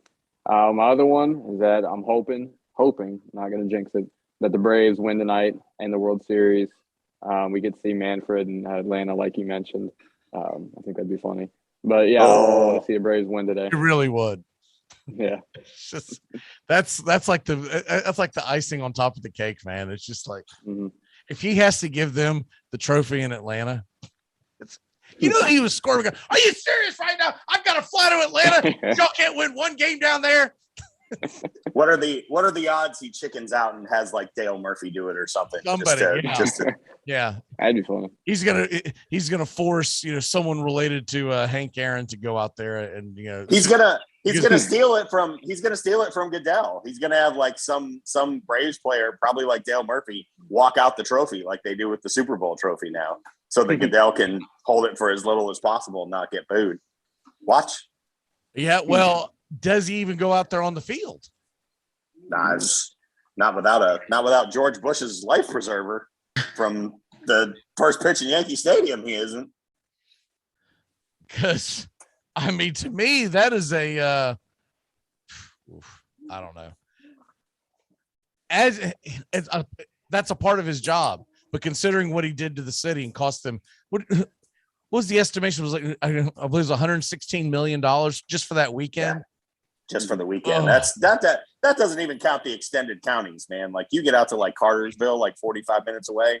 Like they don't even count that stuff in those projections, Yeah. Well, I haven't been bringing it up much because I feel like I'm going to jinx it, but it would be icing on top of the cake. And I really would. And I will be up till the cows come home tonight if that happens, because there's a bottle of whiskey ready to get cracked open for said thing if it happens. All right, Bobby, we will see you in a couple of weeks. There's no show next weekend because of the wedding, and there's just, unless we figure out a way to do it, I just don't see any realistic way to be able to do the shows next weekend. All right, well, I appreciate it. Thank you for having me back on. All right, brother. We'll see you next time. See you, Bobby. All right, so real quick, let's go ahead and get y'all's DFS lineups of integrity. Steven, if you got yours ready, we will roll with you. Yep, as always, I'm rolling with my cash lineup. So I'm going to go quarterback. I'm going Jalen Hurts, 7,200. He hasn't let me down once yet this year. Price really hasn't gone up that much. That hasn't gone up that much. My running backs, I'm going to go Darrell Henderson at 6,500. I think we see a nice bounce back week out of him. I don't think they're going to see too much passing out of Stafford and the Rams today. Chuba Hubbard at 6,000. I know that offense is not looking good, but It's just workload inside that Atlanta Dome. I love the upside and the floor. Receivers, Deontay Johnson at 6,700. He is just Big Ben's security blanket right now. Has seen 10 targets in every game this season, double-digit points, about as safe as they come. Devontae Smith, 5,500, a little bit risky, but once again, I love the upside against Detroit. Michael Pittman, 5,300, really turned into the alpha there in Indianapolis. Nice floor every week. Dan Arnold, 2,800. I've said enough about him. Chris Godwin, especially with the Marshawn Lattimore matchup, everybody's going to be on Godwin. You are playing cash today. You are going to have him in your lineup to have any chance of success. And then my defense, I went the Bengals defense at 3,600. A little bit more than I like to spend, but that offense in New York is just terrible, especially with Mike White back there. All right. Sean, what say you? Yeah, we got a lot of the same names. I've got Devontae Smith, Michael Pittman Jr., and the Bengals defense all as well. So I'm not going to add anything to that. At quarterback, I've got Carson Wentz. He's a little bit undervalued today at 5,700. I haven't seen any of the rushing stuff out of him that Reich likes to employ with the RPO. I wonder if today is a day, where it's a kitchen sink game for the Colts. I mean, this is a game they absolutely have to win, where they might break some of that stuff out. Where they do RPOs and actually, roll him out and let him get some rushing yards. He's been a very good quarterback this year. I mean, he's been a much better real life quarterback than a fantasy quarterback. But that's a game today that I could see going any number of ways, but it could absolutely be a shootout. I mean, they've had some interesting matchups against each other. And my running backs, I'm going Fournette at 6,300. I think the Saints are going to sell out to try and stop Brady. And Fournette quietly has been RB7 in all of fantasy the last 4 weeks. He's been very, very good and is getting the touches at the goal line for the touchdowns as well. I'm taking Gainwell at 5,000 against Detroit's defense. Max said everything I needed to say about that when he took him in the team build. Jamar Chase at 7,500. I just don't see any reason not to start him at this point. The only guy you'd start other than him really is Kupp, who's $1,500 higher. And I think Chase will get you the same production. And CJ Uzama at 3,700. I'll see if he can do it a second time. And then Deebo Samuel at 7,400 is in my flex. And I mentioned him in the last bit. So that's my lineup. Interesting that our team build, by the way, we didn't mention it last time. I've played our team build in $3 DraftKings games each of the last 3 weeks. And each of the last 3 weeks, they've cashed out. Nothing crazy, $5, $8, but 3 weeks in a row, we've cashed on that team build if you played it. We will each take our dollar anyway you want to send it to us. Before we go into the next bid, some late breaking news. Calvin Ridley is out today due to a personal matter. So get him out of your lineups. Second time. Yeah. That fluffs Pitts value, in my opinion. It doesn't change how I feel about that game, but that fluffs Pitts value big time. Let's get that. And the only other late, nothing really of relevance. Jadeveon Clowney, Odell Beckham are in. T.Y. Hilton is in. Jamal Williams is out. I am loading up on DeAndre Swift today. It's not even be funny now how much I have of him. Trent Williams is in for 49ers, and Corey Davis is officially out. Well, that kind of ends it for me. I was thinking about putting Matt Ryan in a lineup out of desperation because of buys and injuries and whatnot. But if he doesn't have Ridley, I know he still has Pitts, but we're talking about the difference between probably 300 yards passing and just over 200. Of course, 180 that'll be to Pitts, but still, that's just. If anybody's looking for a cheap receiver now, or even someone to stream, Russell Gage. Let me pull up the price, but he should be getting a lot of work today with Ridley out. Russell Gage, 4,200. By the way, one of my better streams of the year, just having to put it in because of desperation with injuries and whatnot in that league that has no name. I had to stream a receiver, and I picked Randall Cobb. And if those catches weren't in the end zone, I'd be really pissed off right now. I'd be like, God, stupid, 15 yards receiving, idiot. But yeah, it turned out well. Let's go ahead and get into the stardom sit-ems here as we roll on here. The first one is in a half-point PPR. Yeah, half-point PPR. It'll be the difference between Darrell Williams, Devontae Smith, or Gainwell. Sean, start with you. Starting one? Yeah. Just one in a flex. You You got to start one of those three. I didn't hear anything about PPR, so I'm going to say Gainwell. Half point. Yeah, it's not enough to mention then. Still Gainwell. Steven, what say you? Yeah, I'm going to go Gainwell out of the three, but I think all three can have good days today. Well, that's not helping the guy. No, I said Gainwell. Gainwell's my choice. I like Gainwell, but you could be screwed. So there's that. I meant that more as in you should get some points out of that spot regardless. He should. Well, yeah, exactly. Next one up is, I think I know where y'all are going, but we'll go and still throw it out there. Of these three, Deebo Samuel, Darrell Williams, or Brandon Cooks. They also have Tony, but Tony's going to be a game time decision, and it's not till tomorrow, so you're kind of screwed if you put Tony in and you don't have the option to slide someone else in. Sean, what say you? I don't see any reason to fade Deebo. I really like Deebo, and I just think he's a top 5 wide receiver right now in all formats, and isn't getting that kind of publicity. Yeah, I mean, Sean took the words out of my mouth. Just a note on Tony. Everything I've seen, he is expected to play, but he doesn't have much value with Sterling Shepard there. So I'm going Deebo. Slayton's supposed to play too, isn't he? Yep. I still think he gets the most looks because they're going to find a way to get the ball in his hands. And the biggest upside is Tony, right? Because he could go off against Kansas City. But Sean, you're saying yes, he could. If there's bad weather, there's currently rain in the forecast, and it's high 40s, low 50s projected for Kansas City tomorrow night. But there's currently like an 80% chance of rain with a little bit of wind. So World Series weather, right? Basically, dude, how big of a bitch fit did Dusty Baker put on that? It was the pregame Friday. Did y'all see that of him whining about not being able to get out there on the field and practice? Like, dude, they're not going to let you go up there and just rip up the infield so you can take ground balls.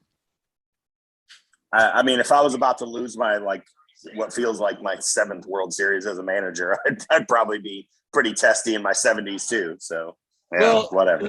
The way I'm looking at it, of all people to his age, Dusty Baker, you didn't used to play in domes, so quit complaining that you have to play outside.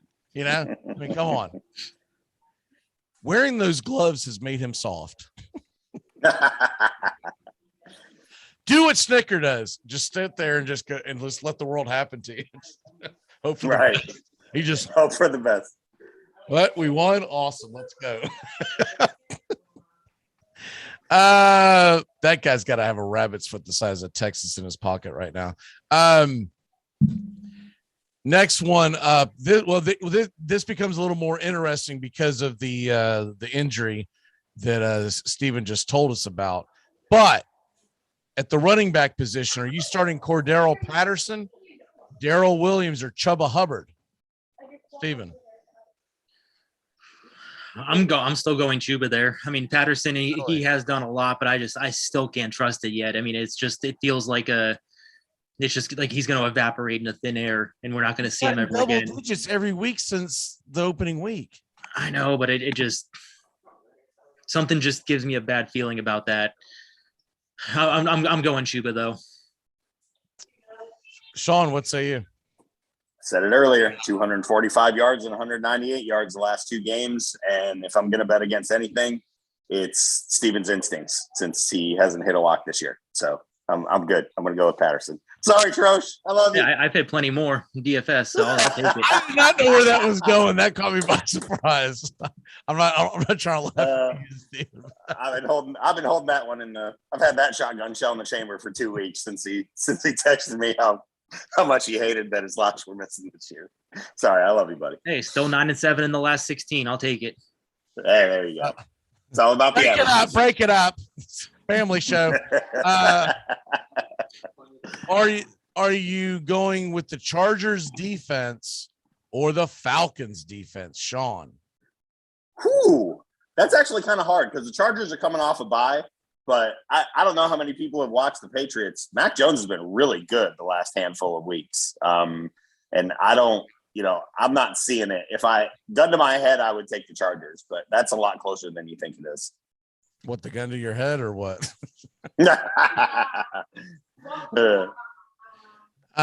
Steven, what say you? It's Chargers for me. I mean, it's as bad as Sam Darnold has been the past few weeks. I can't trust that Atlanta defense. Here's an interesting one.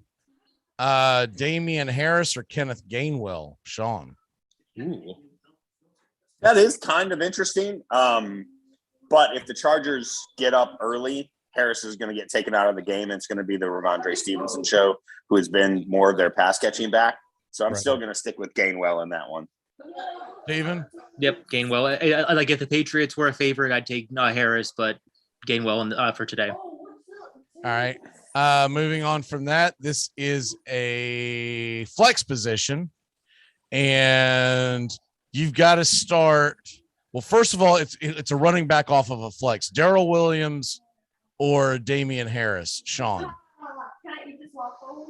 That's a situation where I would take Harris. There's a chance that game is within 7 points the whole way. It's a half That's point the case. PPR if that changes your.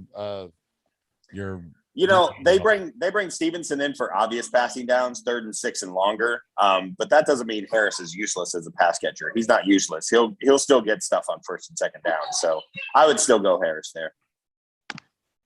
Steven? I'm going to go a slight lean on Harris, but yeah, I mean, definitely the game script definitely concerns me a little bit, but I think he's going to have the more opportunities than Williams. I think Williams is more touchdown dependent. All right, and then another one that's related to this would be it looks like Eckler's going to play, so the first question doesn't really count for this guy. But so if he puts Eckler into the slot, into the running back position on the flex, should you go Harris? Should you go Damian Williams, who's essentially the backup now, so there's probably no reason for that. Darrell Williams or Tyler Lockett, Sean?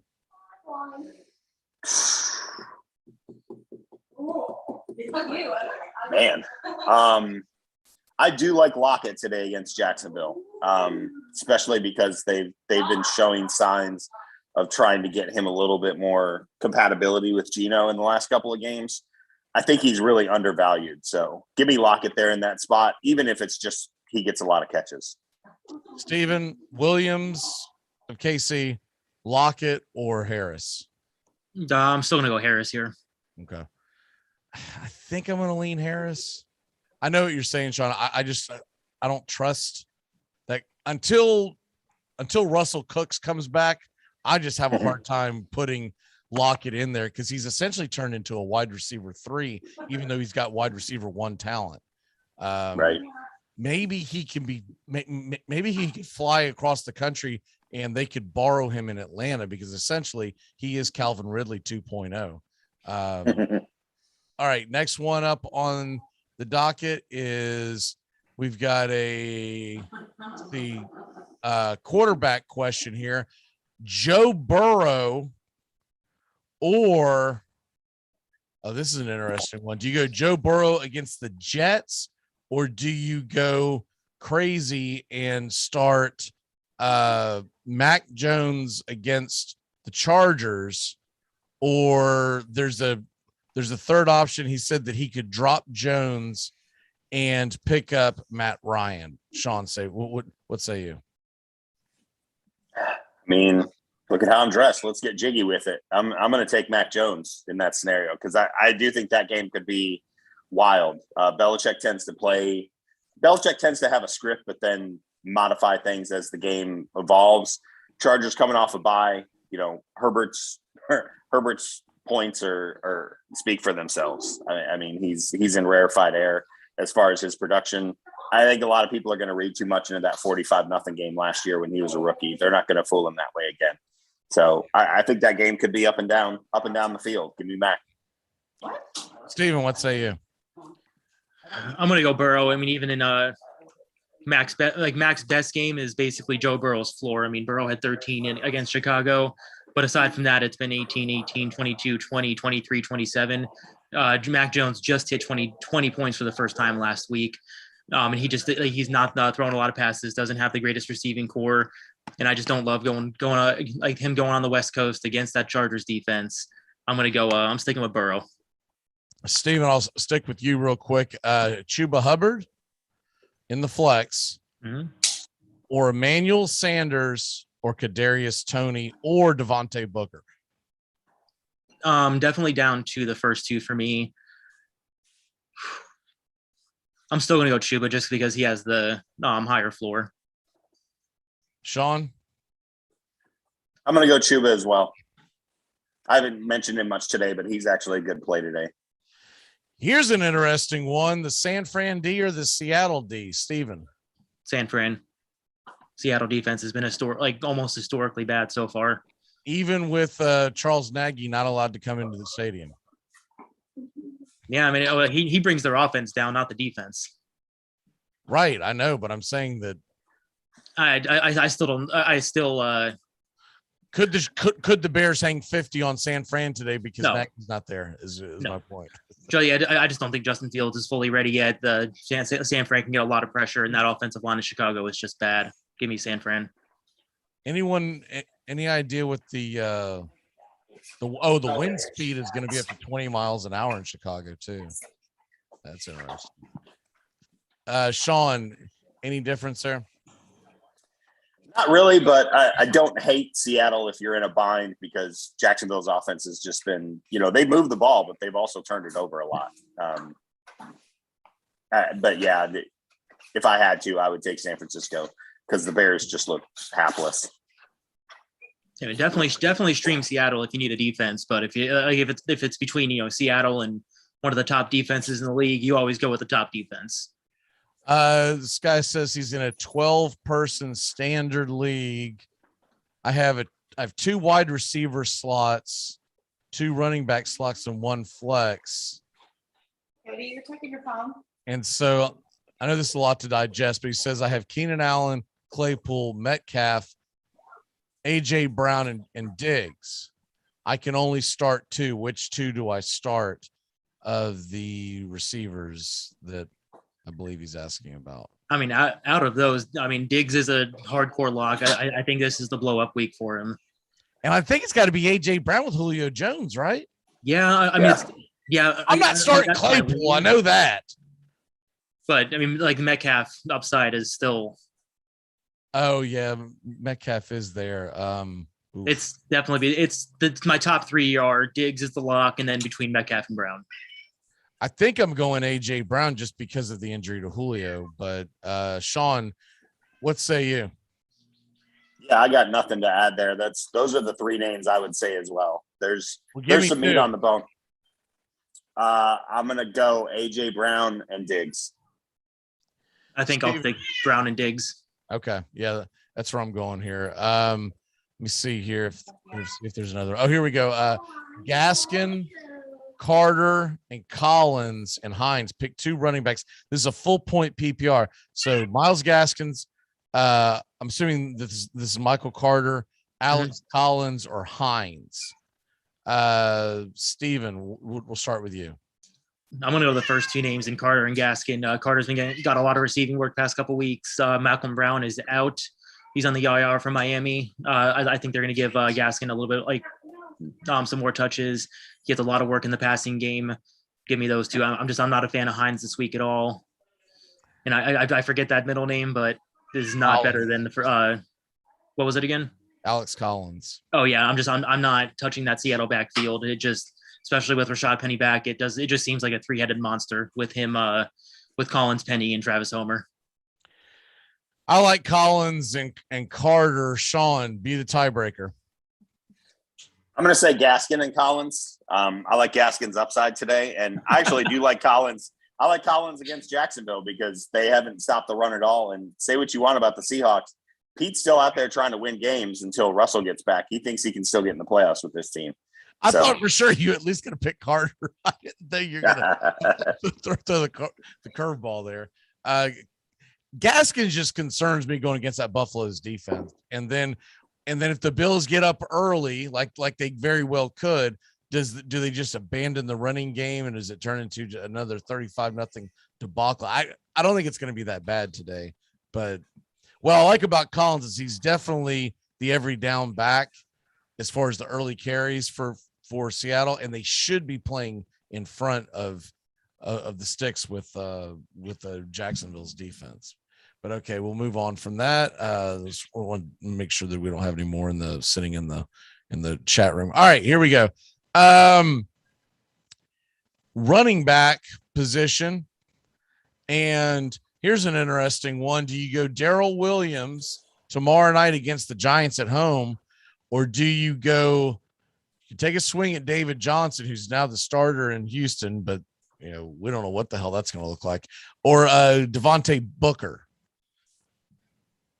Sean, Devontae Booker essentially, or Darrell Williams? Devontae Booker or Darrell Williams in the night game tomorrow night, or you can just lose your brain and put David Johnson in against the Rams. God, Darrell Williams. Of those three options, is the most sensible one. I guess I don't love any of that, but Steven, we're not trying for sensible here. That's true. No, say the names one more time. I'm sorry. Williams of Kansas City or Booker of the Giants. Essentially, it's either that or roll the dice with David Johnson. Yeah, no, I'm not starting David Johnson until I see what that backfield shakes out, and it's against the Rams. I'm not touching any running back against the Rams. Give me Darrell Williams. All right. Here's an interesting one here. Do you go Javonte Williams, Mark Ingram, or I guess hope for an injury and put Dearness Johnson in? Sean, what say you? God. Mark Ingram, I guess, if those are your choices.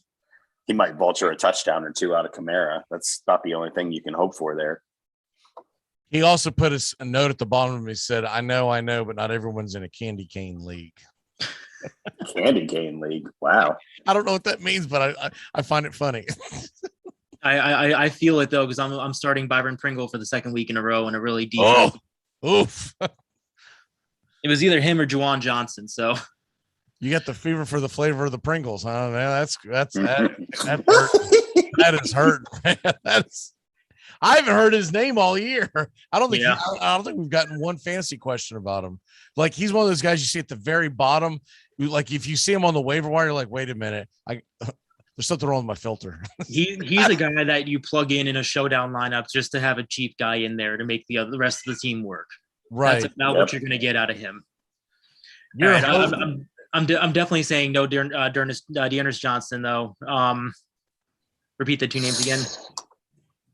Oh, I just left the page though. It is what it is. I can't go back to that page. Couple more. Let me see here. Daniel Jones or Bridgewater? Sean. Man, Danny Dimes could really eat tomorrow night. I hate them so much. They've been the most unpredictable, hard to get your hands around team this year. So, being a whatever they are, 10, 11 something point dog tomorrow night, give me Danny Dimes, because they're probably going to come out slinging the confusing Joe Judges, not even the fighting Joe Judges, just the confusing Joe Judges. Why not? Steven, T. Higgins or Jerry Jeudy? I'm going to go Jerry Jeudy. Sean, do I sit Evans because of the matchup and start Gainwell? I guess this is a flex. Full point PPR. Absolutely, because for whatever reason, Marshawn Lattimore, absolutely. You're at some point, are you projecting or are you analyzing, what the data tells you? And Evans can't get off against Lattimore. He just can't. So until he does, you can't put him in a lineup.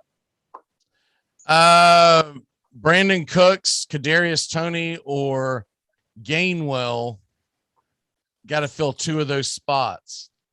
Sit Tony. Sean? I'm going to say sit Cooks. Just because the one thing the Rams are going to take away is Cooks, I think. So it's the only thing they got, especially with no Tyrod. If Tyrod Taylor was playing in this game, I think this could be a fun game to watch for fantasy purposes. But oh, yeah. Good Lord, Tyrod, get healthy. The moment Tyrod's back in, Brandon Cooks is an every week starter. Yeah, and I think he'll also help David Johnson's value down the road too. Yeah. Right now, I mean, they scored 5 freaking points in last week. 5. I missed a teaser on that by a half point. Ooh. They can only score 5 freaking points. Unbelievable. All right, what is your lock of the day, Mr.? We'll start with Steven. Steven, what is your lock? Oh, you're not gonna like this one, Dave, just because you're a fan. But I like Tennessee to win today. They're currently at +3 in most books, is what I'm seeing. Not sure. Jinxie! It is in Indianapolis, but Titans have really started to look like the team we expected them to be all year. I'll get you back to this. Colts have been looking good. Colts have been looking good too, but I like this. Just feels like a spot that the Titans are going to win. Oh, please get off the schneid this week. Sean, I can change it if you want. Sean, what is your lock of the day? My lock of the day, no reason to deviate from plan here. The Detroit Lions +3 points. Today's the day. I think we are going to win today against a team that I think on the whole is actually worse than us. Darius Slay's coming home. I think MCDC is going to try and cook him, and he hasn't been very good. And it's going to be the Swift plan all over the field. And Philadelphia's had a rough time this year with running backs who catch passes out of the backfield. So give me my Detroit Lions +3. I'm actually surprised someone hasn't taken that because we talked about it a lot today, and I just realized that no one had even taken that game. That's crazy. I'm going to take the Saints +5 at home against the Bucks. We talked about the Lattimore issue. I'm also looking at this. Man, they don't play well in that stadium, and I get that the Bucks are really good, and they're probably going to win the game. And I did see that on the book that I'm at, right? The book that I do, it's up to 5.5 right now. Woo! So if that thing's climbing and we're going towards the 4:00 kickoff, just keep that in mind. Y'all keep an eye on that because that thing might start climbing because it's the national game of the week. So it's going to be in most households. There's going to be money thrown on it. I guarantee people are going to bet on breakdown. Oh, he can cover a touchdown. So it's going to get it creeping up. You might be able to get that thing near 6. I mean, you seriously might get 6.5 by kickoff. And of course, that'll lead into the World Series tonight. Sean, what is your one big thing that'll happen today? My one big thing, you just mentioned it. New Orleans is 10-2 against the spread since 2018. Tampa Bay is 0-3 against the spread on the road this year. They've looked great this year, but for whatever reason, that building drives them nuts. And there's something to be said for great defensive coordinators who aren't meant to be head coaches. Dennis Allen 100% fits that mold. He's an outstanding defensive coordinator who never should have been a head coach when he was with the Raiders. We're going to say, Vic Fangio of the Broncos is probably going to be back to being a defensive coordinator after this year. Same thing. Keep an eye on that New Orleans line. Get it as high as you can because I think New Orleans is going to cover and possibly win today. Steven, what's your one big thing? I'm looking at the spreads right now, and I got, 3 or 4 games there's only 4 games, including the Sunday and Monday night, that are more than a 4-point spread. I mean, that just doesn't seem right to me. I think we're going to see. I don't think we're going to see as many close games as Vegas expects. I think we're going to see a few handy blowouts. One of them I'm thinking is going to be the Browns are just going to absolutely stomp Pittsburgh. My one big thing today is, well, I'm not going to jinx it, talk anything about baseball, so I'm going to leave that alone. Couple of takes are kind of taken from me already, but I am looking at one thing that I think is kind of going under the radar just because, well, the World Series will be being played tonight. But if Dak Prescott does not play tonight, the Vikings could actually get to 4-3. They're playing at home. I think regardless, Minnesota is going to get the W because they're at home. It's a Sunday night crowd. and it should be a good game. And do the Cowboys really need this game? No, they're in the worst division that's ever been created. So they are going to just cruise to this division victory. I think the Vikings get the win and start becoming relevant in the conversation where we're talking about a wild card. Nobody's catching the Packers in that division, but for a wild card standing, the Vikings, remember, they started off terrible. They're starting to kind of look like a football team that could, the decent little defense, some of their pieces from offense are starting to come back. I like the Vikings to win tonight. My other big thing is this: if things do go the right way in the baseball after the live broadcast feed, there's a good chance that I'm going to get whiskey bent and get on YouTube Live and celebrate. So anyone who wants to jump on can do it. Give it a few minutes after the game, and if you are up and you're celebrating, I'll share it to Facebook Live. Just jump on in, because I don't want that to be a part of the broadcast, the actual broadcast, because I'm fearful of what might be said. So I don't want that getting taken down. But we'll do a separate broadcast off of that. So sounds good. Hopefully, if it's enjoy the football, everybody. If it's not tonight, then if the Braves clinch or win it all, it'll be I'll be jumping on after the victory. Hey, one more thing before we go. What was Joey's lock? Pittsburgh +4, and Tones was Chicago +4. Cool. All right, brother. All right. Well, enjoy your football Sunday, and Steven, I don't know if you're are you going to this wedding as well? Yep, I'll be there. I kind of figured that you might be in it or something. But anyways, I'll see you next week, and even though we won't see everybody else. Yep. Good luck. Happy Halloween. Yes, sir. Happy Halloween. Have a great day, y'all. And thanks for watching the Armchair Quarterbacks as we dip on out of here. If I can find the walk-off, here we go. Every week, every freaking week. Every week I say I'm going to fix this. And every week I go, I'll do it next week. The season will be